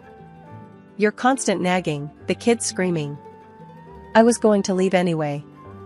"Good. You should leave. But first, the car keys. You'll return the car and the $25,000 you spent on your girlfriend." "It wasn't your money to spend," I demanded, my tone unyielding. He scoffed. "Come on, Ava, be reasonable. I need that money for my son. You can't do this to me. You can't just strip me of everything." "That's exactly what I'm going to do. And I'm adding a lawsuit for the emotional distress you caused. You and your mistress will both pay," I declared, the finality in my voice echoing in the room. The legal battle that followed was intense. Jake tried to argue that he had no money, that I was being unreasonable and cruel. But the evidence was stacked against him, the transactions, the messages, his continual deceit. It was all laid bare for the court to see. The judge was stern as he handed down the verdict. "Mr. Thompson, it seems you've not only breached the trust of your marriage, but also misused funds for personal gain at the expense of your family. You are hereby ordered to pay $20,000 in damages to Mrs. Thompson, another $20,000 from your mistress, and $400 per month per child in alimony." Jake's face during the ruling was a picture of shock and defeat. Forced to take out a loan, he had to scramble to cover the payments ordered by the court. The courtroom drama had barely settled when my in-laws decided to confront me. They stormed into my house like a hurricane, blaming me for everything under the sun. "You've destroyed our family and ruined our son," Marlene shouted, waving her arms dramatically. Phil chimed in, his voice just as accusing. "You took everything from him, made him out to be a monster." I listened quietly, letting them vent their anger and frustration. They hurled insult after insult, but I stood my ground, the calm in the storm. After they had exhausted their tirade, I calmly pulled out the receipt for the $50,000 I had loaned them for Phil's surgery. "You owe me $50,000. I was generous then, but now I need that money back." Their anger turned to panic. "We don't have that kind of money, Ava. We're old, we're not working," Marlene pleaded, tears starting to form in her eyes. "That's not my problem. You signed an agreement. You owe me this money," I stated firmly, my resolve unshaken by their distress. Seeing that I wasn't backing down, Phil resignedly nodded. "We'll find a way. We'll pay you back." True to their word, they took out a loan to pay me back and had to return to work to manage the payments. It was tough for them, but it was the consequence of their actions and decisions. Life settled into a new rhythm after that.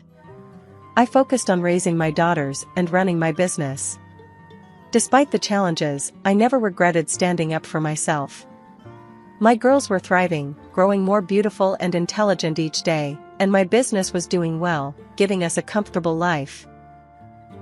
Jake's fate turned out quite differently. Burdened by debt and unable to keep up with the financial demands of his actions, he was forced to work multiple jobs. He left his mistress after she gave birth to a daughter, not the son he so desperately wanted. The irony of it wasn't lost on me, but I felt no pleasure in his misfortunes. Months later, a knock came at my door. It was Marlene and Phil, looking older and more worn than I remembered. "Ava, we've been thinking a lot about what happened. We're sorry," Marlene started, her voice trembling. Phil nodded, his eyes avoiding mine. "We miss the girls. We were wondering if, maybe we could see them?" I looked at them, seeing the genuine regret in their eyes, but the pain they had inflicted was too deep, and their betrayal too significant. "I appreciate your apology," I began, my voice steady. "But I can't let you back into our lives. Not after everything. The girls are doing well, and we're moving on. It's better this way." Marlene's eyes filled with tears, and Phil placed a hand on her shoulder. "We understand. We wanted to try," Phil said, his voice thick with emotion. "I wish you the best, but please respect our wishes and give us our space," I replied, closing the door gently but firmly. Turning back to my home, to the laughter of my daughters playing in the living room, I felt a profound sense of peace. We had come through so much, their little faces reminders of why every struggle was worth it. I had made tough decisions, but they were the right ones for us. My name's Elizabeth. I teach science at a private school, and thanks to my folks having a bit of money, I've had a cushy life so far. But let's not get into that, it's not like I flaunt it. Every morning, before the sun gets too bold, I lace up my sneakers and hit the park trails for a run. There's this elderly lady, Mrs. Ramsey, who parks herself on the same bench every morning. She just sits there watching the lot of us run laps, like we're on some reality show. One crisp morning, as I slowed down for a breather near her usual spot, she called out to me. "Good morning. You're quite the regular, aren't you?" she said, her voice surprisingly strong for someone her age. "Yeah, I try to be," I replied, wiping the sweat off my brow. "Helps me keep sane." She chuckled. "I bet it does. I'm Marjorie, by the way. Marjorie Ramsey." "Elizabeth," I said, stretching my legs a bit. "Nice to meet you, Marjorie." Marjorie patted the spot next to her. "Mind if I give you some company while you catch your breath?" I sat down, figuring a little chat wouldn't hurt. "Not at all. Do you come here just to watch us run?" "Partly," she admitted with a mischievous grin. "But I also like the fresh air, and I've been looking for someone." "Looking for someone?" In the park? I frowned, a bit puzzled. Not like that, dear, she laughed. I'd been on the lookout for a suitable young woman. I raised an eyebrow. Suitable for what exactly? For my son, she said bluntly. He needs a good wife. I almost choked on my water. Come again? You heard me, Marjorie said, her eyes scanning my face. My son, he's a good man. Successful, kind, but terribly shy. I figured it's time he settled down. And you're scouting in the park? I couldn't help but laugh. It was bizarre, really. If you see what I see, dear, you'd understand. Healthy, smart women in their prime. Like you, she explained, her gaze firm yet kind. I shook my head, still amused by the absurdity of it all. So, what does this son of yours even think about his mom picking out girls for him? Marjorie shrugged. Michael trusts my judgment. He knows I just want him to be happy. I stood up, ready to continue my run. Well, good luck with that, Marjorie. It was nice meeting you. As I jogged away, her words lingered in my mind. It was definitely one of the weirder conversations I'd had. Little did I know, that wouldn't be the last I'd hear from Marjorie Ramsey or her mysterious son. Curiosity got the best of me. After that strange chat with Marjorie about her son needing a wife, I couldn't shake off the peculiarity of it all. A month passed since our park bench recruitment session, and I received a casual invitation for dinner at her place. Just a friendly dinner, with a bit of family, her message said. Why I agreed, I'll never know. Maybe I was just looking for a story to laugh about later with my friends. I dressed simple, but nice, figuring I'd blend in better if I didn't look like I was trying too hard. I drove over to the address she gave me, an old-fashioned house with a welcoming glow in the windows. Marjorie greeted me at the door with a warmth that felt genuine. Elizabeth, I'm so glad you could make it. Come in, come in. The house was cozy, filled with the scent of something delicious. She led me into the dining room where a few people gathered around a large table. Everyone, this is Elizabeth, the lovely young woman I met at the park. A man, who must have been her husband, stood up first, a big grin on his face. Pleasure to meet you. I'm Harold, Marjorie's other half. Next to him, a younger man, clearly the son, extended his hand. Hi, I'm Michael.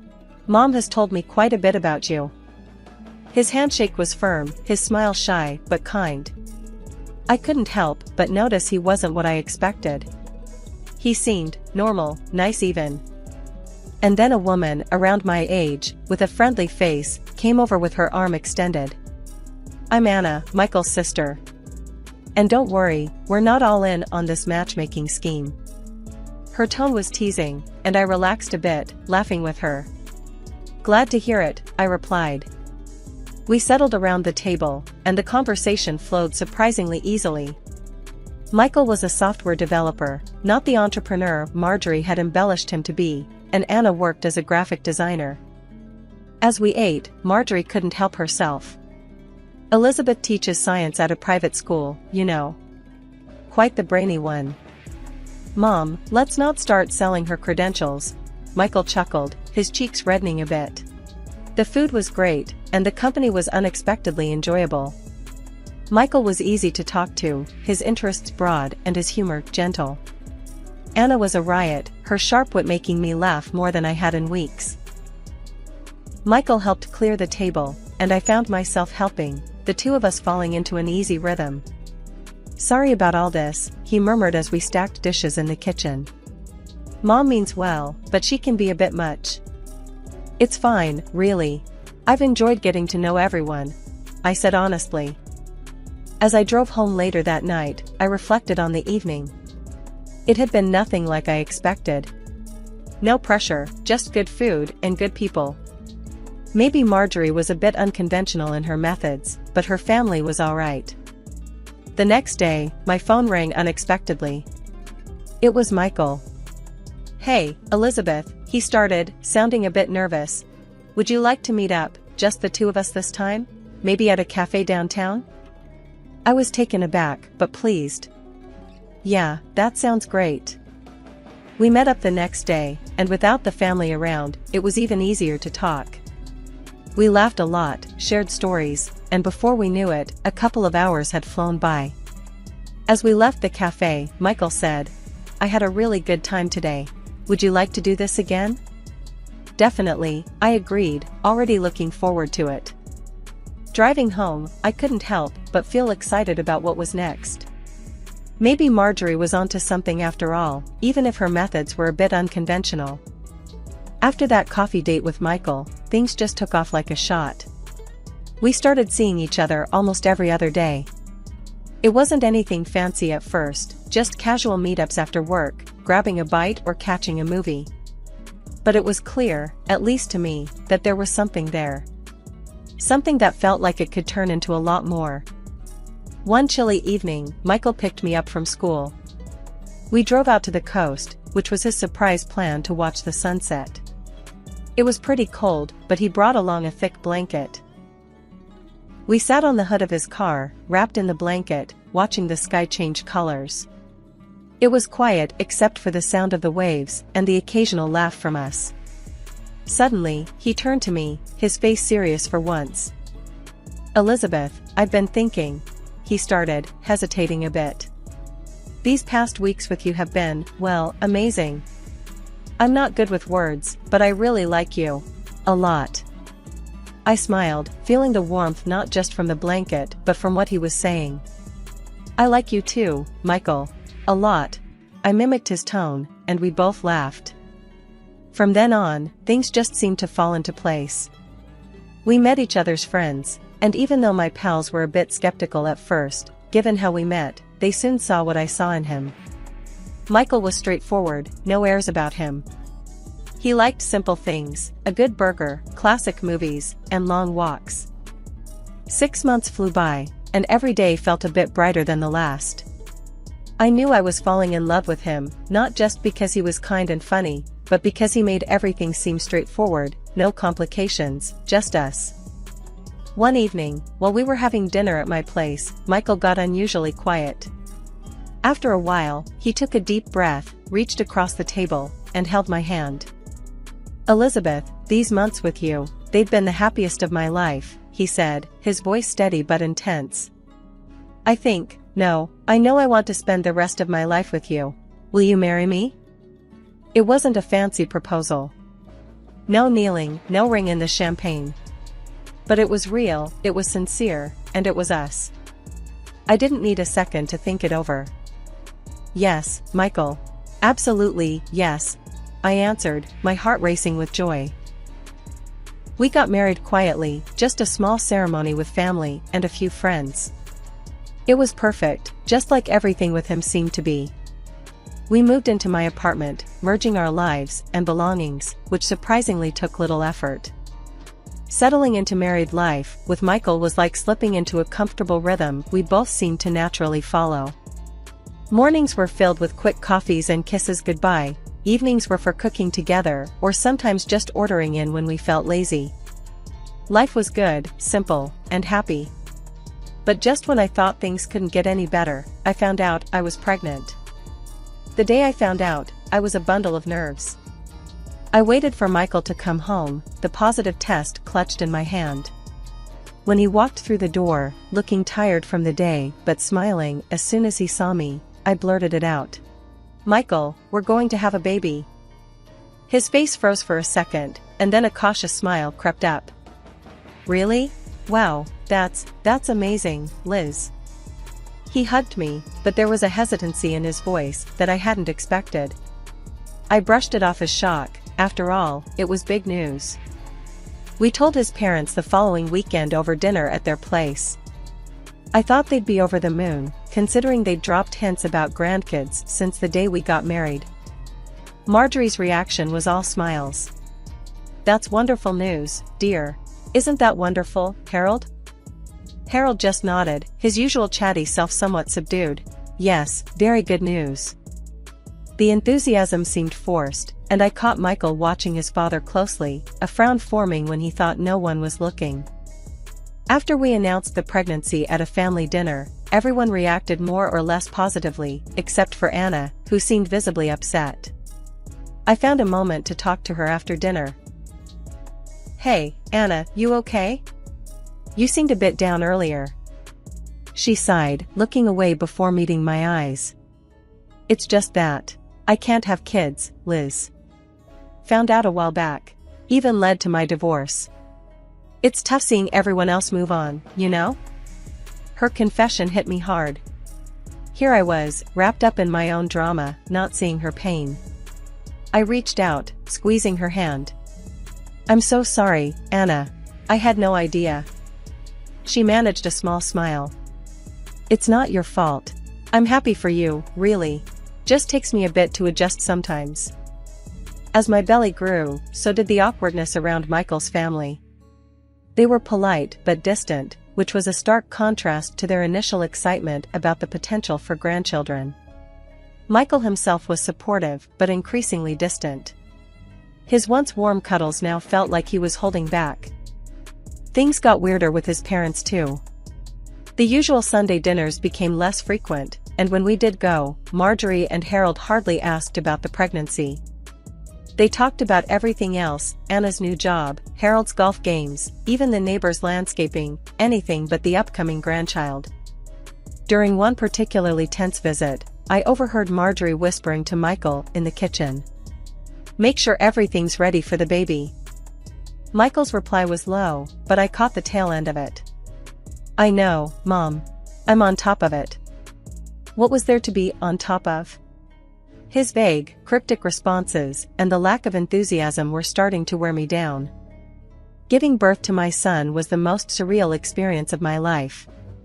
There he was, this perfect little human that Michael and I created, and he was all ours. But the bliss of becoming a mother got a rude awakening the very next day. It was early morning, not long after the nurses had shifted shifts, when one of them came into my room. She looked around quickly, a bit too nervously for a regular checkup. "I need to take him for some special procedures," she muttered, reaching for my son's crib. "Special procedures?" I echoed, my voice hoarse from exhaustion. "What kind of procedures?" No one mentioned anything about taking him away. She paused, her hands hovering over my baby. "It's just routine, ma'am. We need to run a few tests." I reached out, my instinct screaming at me to keep my baby close. "I'd like to see some kind of order for that." "Can you bring me the paperwork?" I asked, trying to keep my tone steady. The nurse blinked, taken aback. I'll be right back," she stammered, and hurried out, without my son. Something about that interaction didn't sit right with me. I pressed the call button for another nurse, wanting more answers, but before anyone came, the shift changed, and the atmosphere seemed to calm down. That night, however, the same nurse returned. It was late, the dim lights in my hospital room casting long shadows. She didn't see that I was still awake, my eyes barely closed. In her arms was another baby, not mine, and she was tiptoeing towards my son's crib. Adrenaline shot through me. Ignoring the pain in my body, I got up and confronted her. "What are you doing? Who's that child?" The nurse jumped, nearly dropping the infant she held. I got the rooms mixed up," she stammered, her face pale. "Rooms mixed up? Really? Twice in one day with the same baby?" I snapped, my heart racing. The baby in her arms began to cry, and the nurse quickly turned and left, almost running from my room. I was left shaking, clutching my son to my chest, too scared to let him go even for a second. Come morning, the whole incident felt like a nightmare. I called my mom, recounting the events, my voice trembling. "Sweetheart, it's probably just your hormones going wild. You just had a baby, it's normal to feel overprotective," she soothed. Was I being paranoid? No, something was wrong, but my exhausted mind struggled to piece it together. Later that day, I was discharged and went home.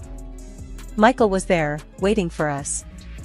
His reaction, however, was not what I expected. He looked at our son, his expression unreadable and distant. "Isn't he perfect?" I tried to break the ice, handing our son to him. "Yeah, sure," Michael responded flatly, his interaction lacking any warmth.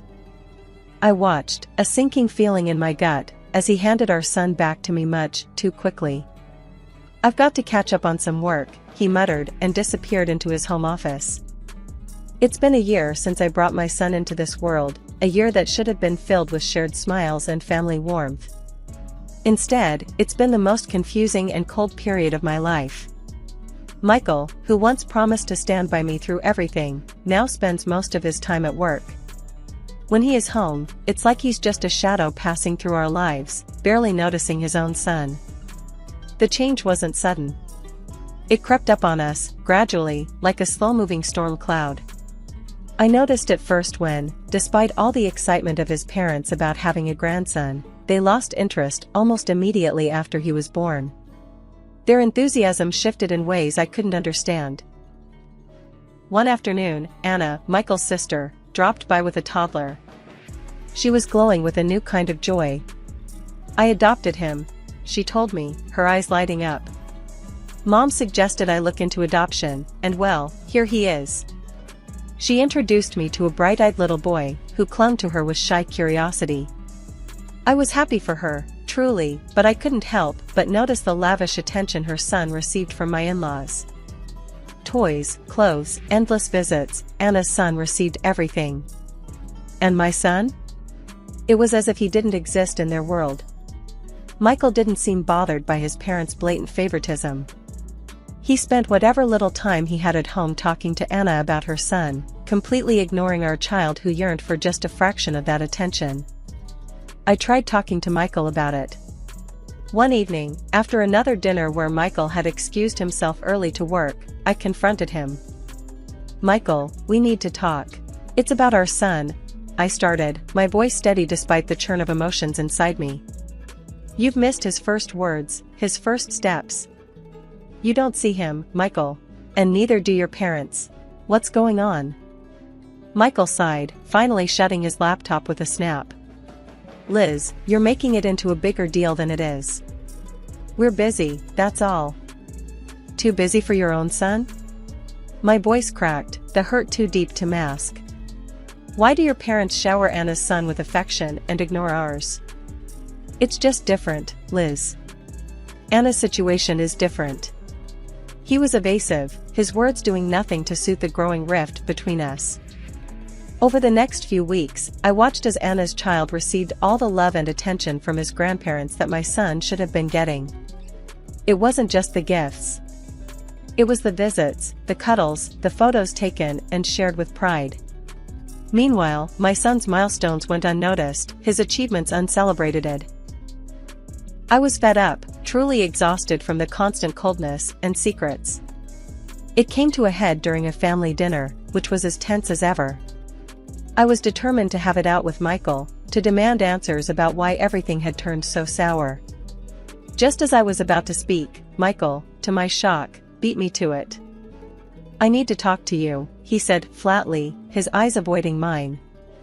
"Fine," I replied. "I have things to say too." Michael's next words hit me like a freight train. "I don't love you anymore, Liz. I don't need you."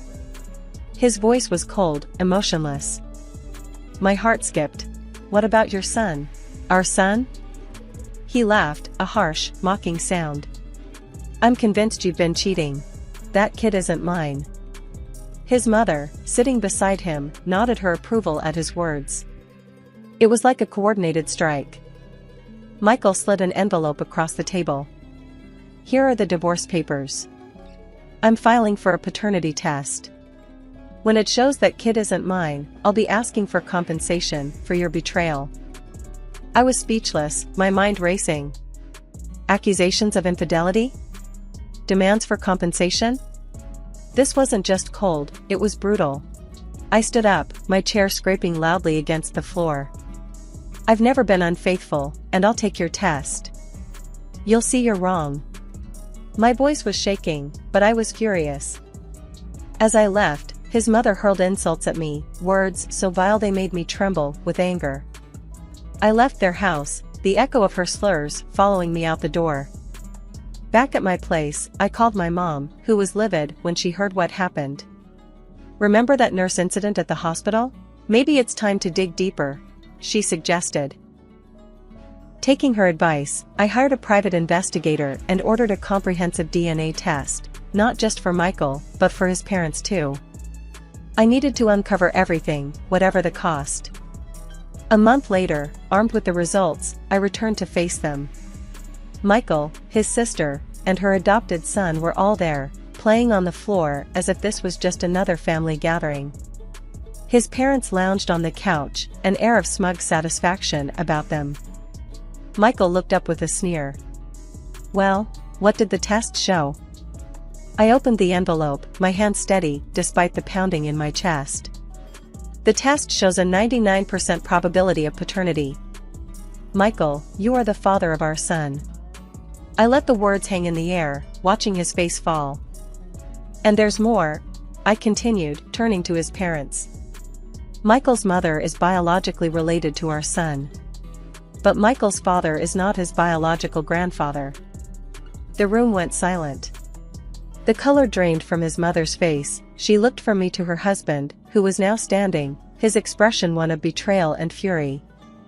"You," he shouted at her. "I knew it. You've been lying for years." She started crying, her hands covering her face as she confessed to years of deceit. "This is just the surface of it," I announced, my voice ringing clear and loud. "There's an entire scheme orchestrated by none other than my mother-in-law, with the knowing participation of Michael. Marjorie devised a plan to avoid the expenses of surrogacy by ensuring her son married a suitable candidate, me. A wealthy, healthy woman, selected specifically to bear a child for the purpose of inheriting the family's fortune," I continued, the words tasting bitter. "After my son was born, the next phase of their plan was to replace him with another child, a baby switched by a bribed nurse whom a private detective has since convinced to testify against you." Anna's eyes widened, her gaze flickering between her brother and her mother, betrayal written all over her face. And the cruelty didn't end there. This woman, I pointed directly at my mother-in-law, persuaded Anna to adopt a child she believed was mine, thinking she was raising her biological grandson. Anna's face crumpled, tears streaming down as she clutched the little boy closer to her chest. Her mother, my mother-in-law, had been sobbing moments before, her secrets exposed, her marriage crumbling. But at my accusation, she hardened, her tears drying as she turned to Anna. "He's not ours, Anna. It's best if he goes back." But Anna shook her head, her voice breaking, but resolute. "No, Mother. He's my son. I love him, and I won't let him go, because of your mistakes. Because of your actions, Michael, and you will face the consequences," I declared, my resolve as firm as the gavel I imagined in my hand. "I am suing for full custody of my son and for damages for the fraud attempted. You tried to steal my son and accuse me of infidelity, to strip me of everything." The court proceedings that followed were grueling but straightforward. Armed with irrefutable evidence and the testimony of the nurse, the judgment was swift. My mother-in-law received a sentence of 2 years for her role in the deception. Michael agreed to a settlement that included substantial financial support and alimony. As the judge pronounced the sentence, my soon-to-be ex-father-in-law, a man betrayed and broken, filed for divorce, severing the last ties that bound him to the woman he had once loved. Now, I focus on raising him in a world filled with love and devoid of deceit. Anna and her son are frequent visitors to our home, the children playing together as we support each other in our new lives. My name's Erica. Grew up poor, which meant you either got tough or got left behind. My family wasn't much, just me, Ma, and Pa. We scraped by in a cramped house, the walls thin as paper. Early on, Ma put a needle in my hand, saying, "Stitch your own path, girl." And so I did. School was just the place I waited till I could get back to sewing. Teachers talked about math and history, but my mind was on fabrics and patterns. By 15, I was mending jeans and jackets for folks in the neighborhood. Life took a real turn when I met Tom. He was the cousin of my best bud, Sarah. I remember that day clear as crystal. We were at Sarah's family barbecue, and he was there, flipping burgers and laughing loud enough to scare the birds. "Hey, Erica. Sarah waved me over, a big grin on her face. Come meet my cousin, Tom. He's been dying to meet the girl who fixed his favorite jacket.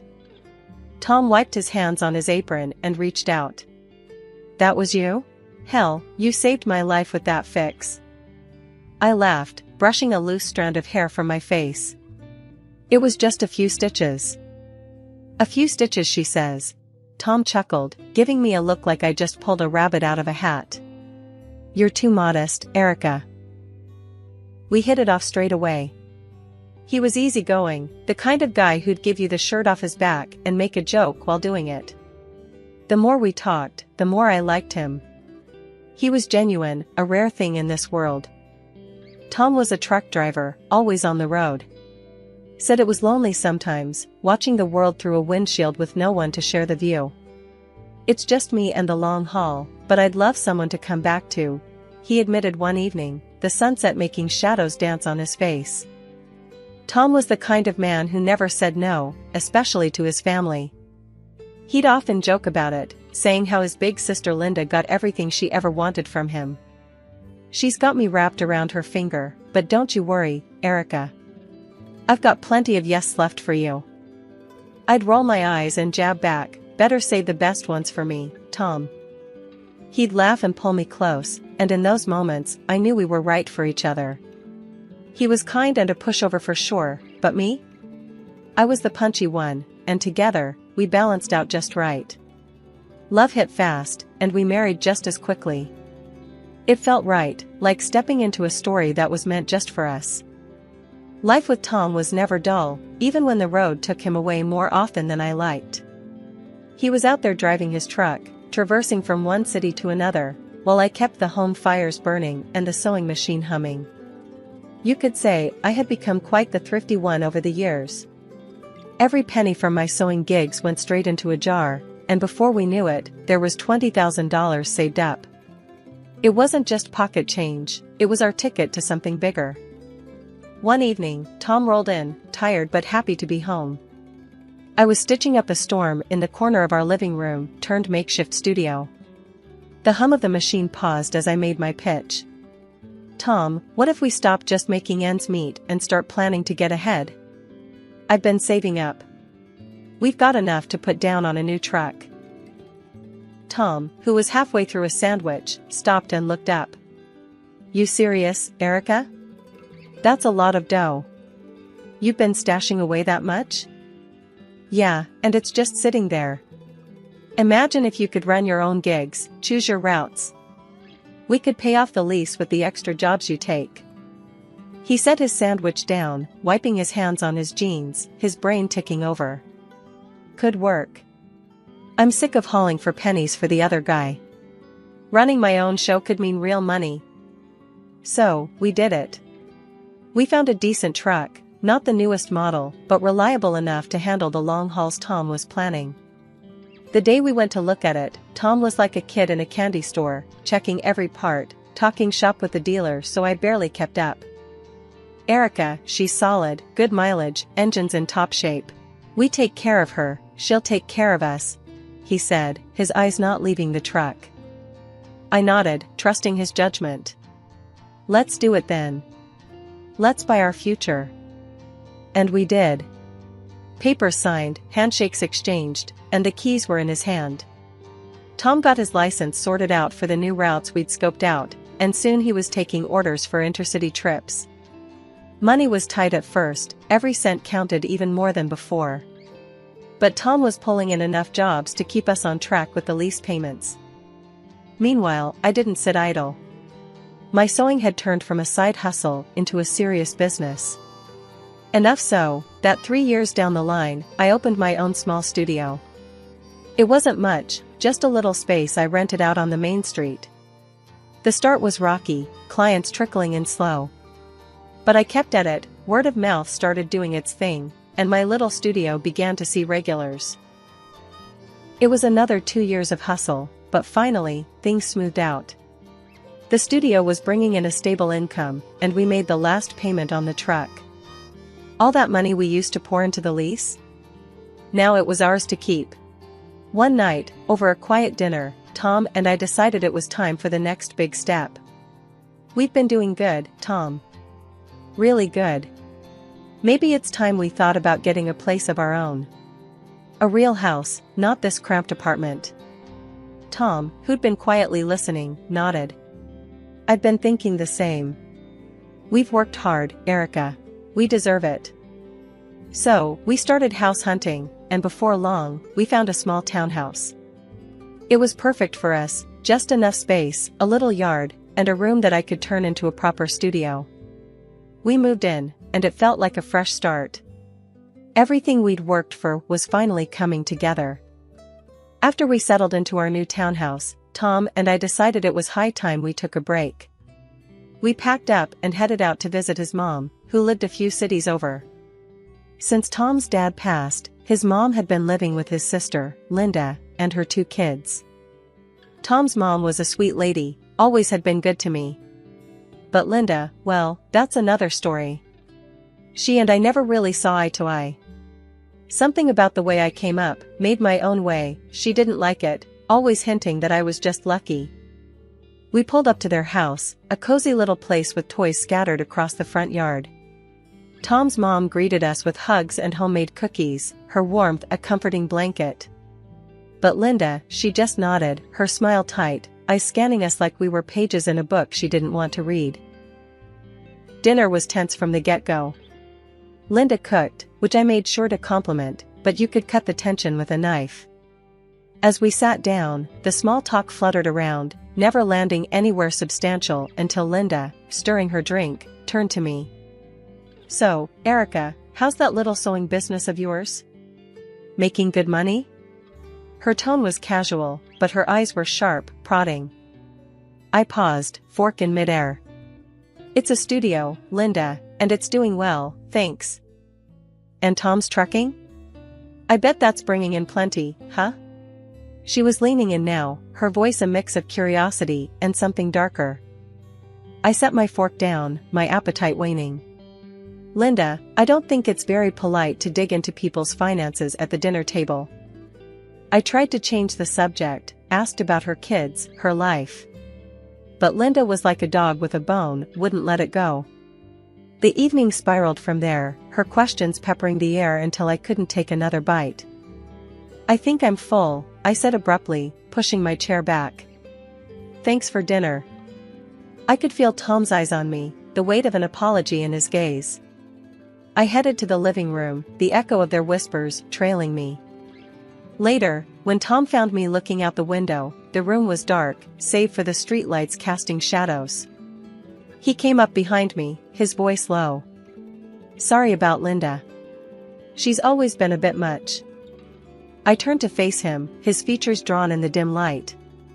Why do you let her talk to you, or to us, like that? He shrugged, a helpless gesture that didn't sit right with me. I guess I'm used to giving in to her. Keeps the peace, you know? But at what cost?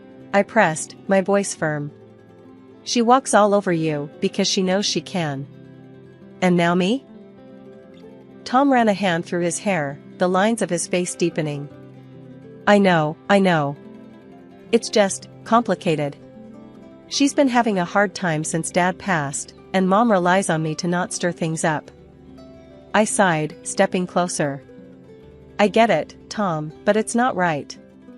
You can't let her push us around, make us uncomfortable in our own family. Where does it end? The next dinner was just as stressful. I tried to make conversation about benign things, hoping to keep the evening light, but Linda had other plans. She wasted no time, diving straight into dangerous waters. You know, since you two have done so well for yourselves, she started, her voice dripping with a mix of envy and accusation. I think it's only fair that you think about the rest of us who haven't been so lucky. Tom shifted uncomfortably in his seat, looking anywhere but at his sister. I clenched my fork a little tighter, feeling the calm before the storm. Linda continued, undeterred by our silence. In fact, I think it's only right if you two give up your claim on Mom's property. After all, you don't need it. I do. I was stunned. Discussing inheritance in front of Tom's mother, who was very much alive and sitting right there, was beyond inappropriate, it was disrespectful. "Linda, I can't believe you're bringing this up now," I said, my voice low and steady. "It's Mom's decision, not ours or yours." But Linda plowed ahead, her voice rising. "Oh, come on, Erica. You don't need the money. You don't need the house. I'm here with 2 kids, trying to make ends meet. It should be mine. I need it more than you do." Tom looked like he wanted to sink into the floor. He hated confrontation, especially with his sister, but even he looked like he might speak up this time. Before he could, however, his mom intervened. "That's enough, Linda," she said, her voice firm, leaving no room for argument. "I've already discussed this with my lawyer. The house will go to you and the children, and the money I've saved will go to Tom. That's final." Linda's face turned a shade of red I hadn't seen before. "But the house is old. And Erica doesn't need the money, they make plenty." Tom's mom fixed a stern gaze on her daughter. "The house being old doesn't change my decision, and it's not your place to comment on Erica's finances. What you need to do is stop counting on others and maybe get a job to support your children." Silence fell like a heavy curtain. Linda, mouth snapped shut and cheeks burning, didn't utter another word. Dinner ended quietly, and the rest of the evening passed with minimal interaction. The remainder of the week, I spent a lot of time with Tom's mom. The day we were leaving, she pulled me aside, handing me a small, ornate box. "This has been in the family for years," she said, her eyes locking onto mine. "It's filled with coins from different countries. I've added to it over the years. I want you to have it, to remember me by." I was touched, unsure what to say. "Thank you, I will cherish it. Study them when I'm gone," she added, a hint of mystery in her tone. "There's more to them than meets the eye." We hugged, a long, tight embrace that said everything words couldn't. It had been a month since our last, somewhat strained, visit to see Tom's mom. Life had slipped back into its normal rhythm, Tom returning from a long haul on the road and me buried in fabric and threads at my studio, rushing to meet an urgent order. That ordinary afternoon shattered with a single phone call. Tom answered his phone, his face draining of color as he listened. "Linda?" His voice was tight, worried. After a pause, his shoulders slumped. "Oh, no. Okay, I'll be there." He hung up, looking lost.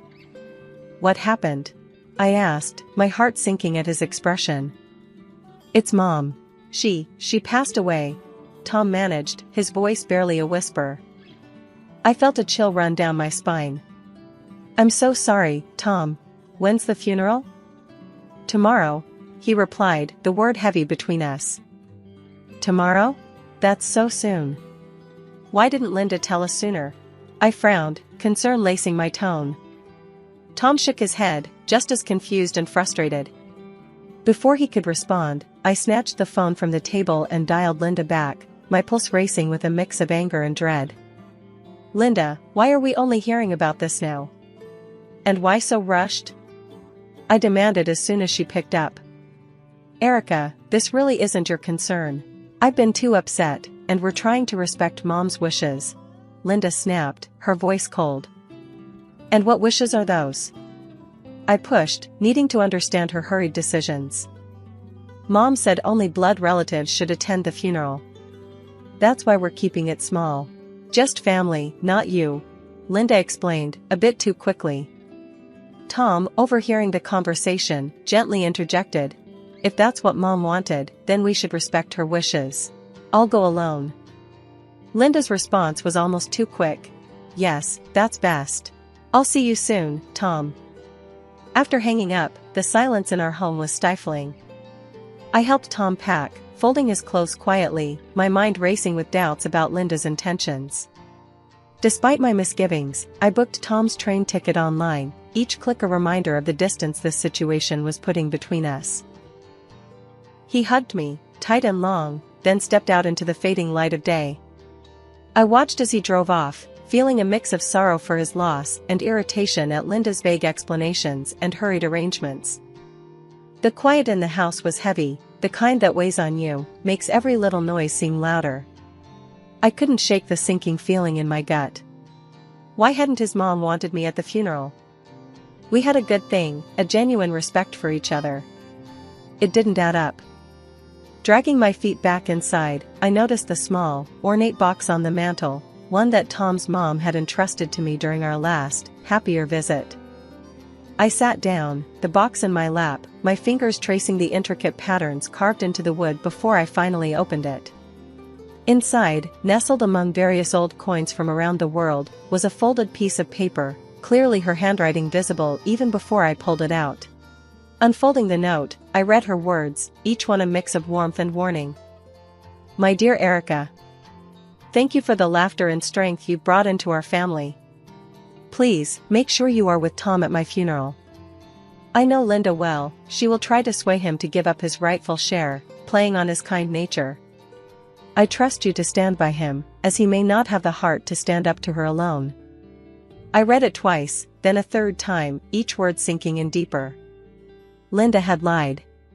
She'd played us all, hoping to manipulate Tom in my absence. Rage bubbled up inside me, not just for the deception, but for the sheer audacity of her plan. I grabbed my phone and dialed Tom's number, pacing the room as it rang. Erica? What's up? I'm still at the station, Tom answered, his voice tired. You need to wait for me, please. Don't get on that train.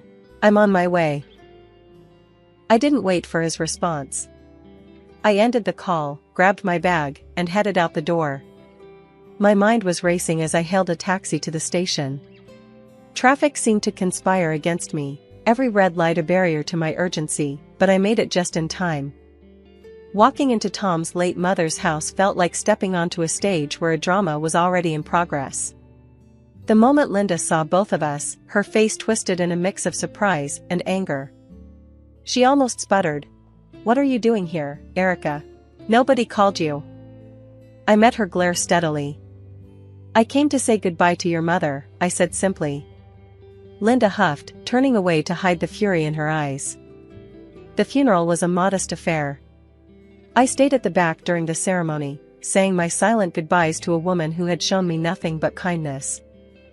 Afterward, everyone returned to the house. The mood was somber as we gathered in the living room, waiting for the notary to arrive and read the will. Linda paced nervously, casting glances at me that could freeze boiling water. When the notary finally cleared his throat and opened his briefcase, everyone settled down. As per the last will and testament of Marjorie Ellen Davis, he began, his voice formal and echoing slightly in the hushed room. Linda's eyes were locked on the papers as the notary read through the legal jargon to the heart of the matter. To Linda, I bequeath the family home and all contained within. To Thomas, I bequeath the sum of $400,000. The reaction was immediate. Linda's face crumpled into tears, her sobs theatrically loud. But how can I live in that house? It's falling apart. I have no job, how will I provide for my children? Tom, ever the soft heart, looked at his sister with something akin to guilt. His eyes met mine, filled with a turmoil that said he was torn by his sister's pleas. The notary, unfazed by the display, asked if there were any questions. Linda, through her tears, begged Tom directly. Please, Tom, think of my kids. They're your nieces. We need that money more than you. Tom opened his mouth, likely to offer some kind of compromise, that was his nature. But I couldn't stand it anymore. I stood up, my chair scraping loudly against the wooden floor. The room fell silent, all eyes on me. Linda's sobs hiccuped into a shocked silence. Enough, Linda, I said, my voice steady and clear. Everyone in the room turned to look at me, surprised by the force in my voice.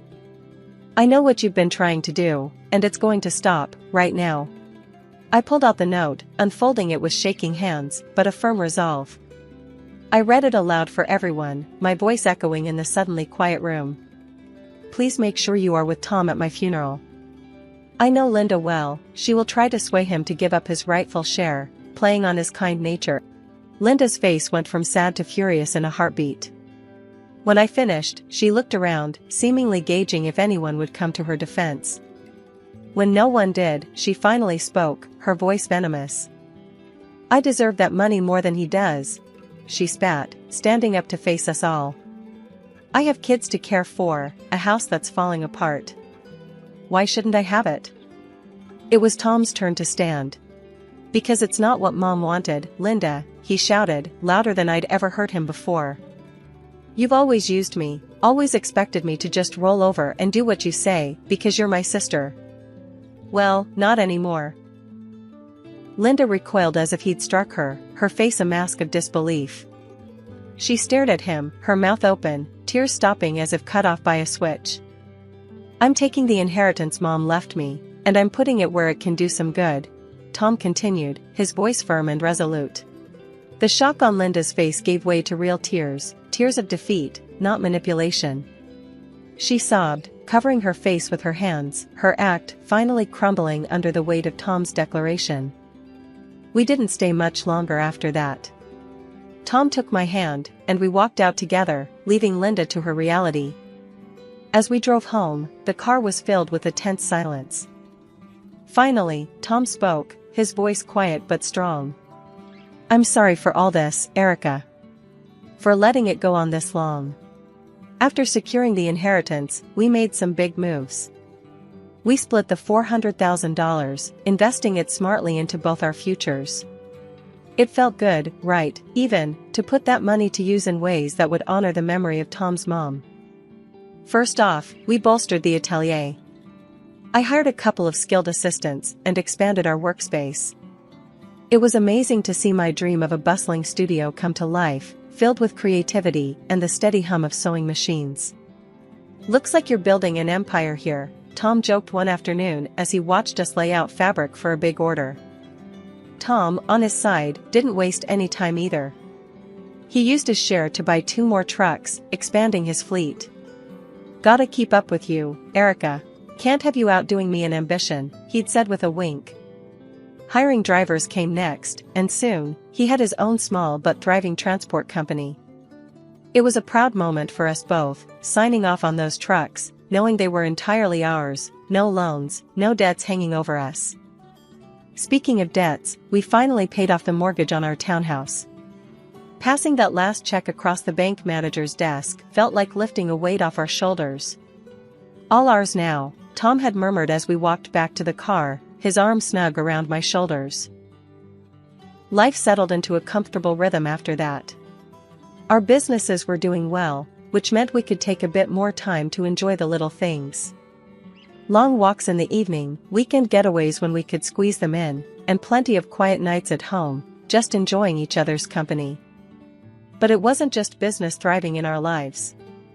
Recently, we got some news that added a whole new layer of excitement. Turns out, I'm pregnant.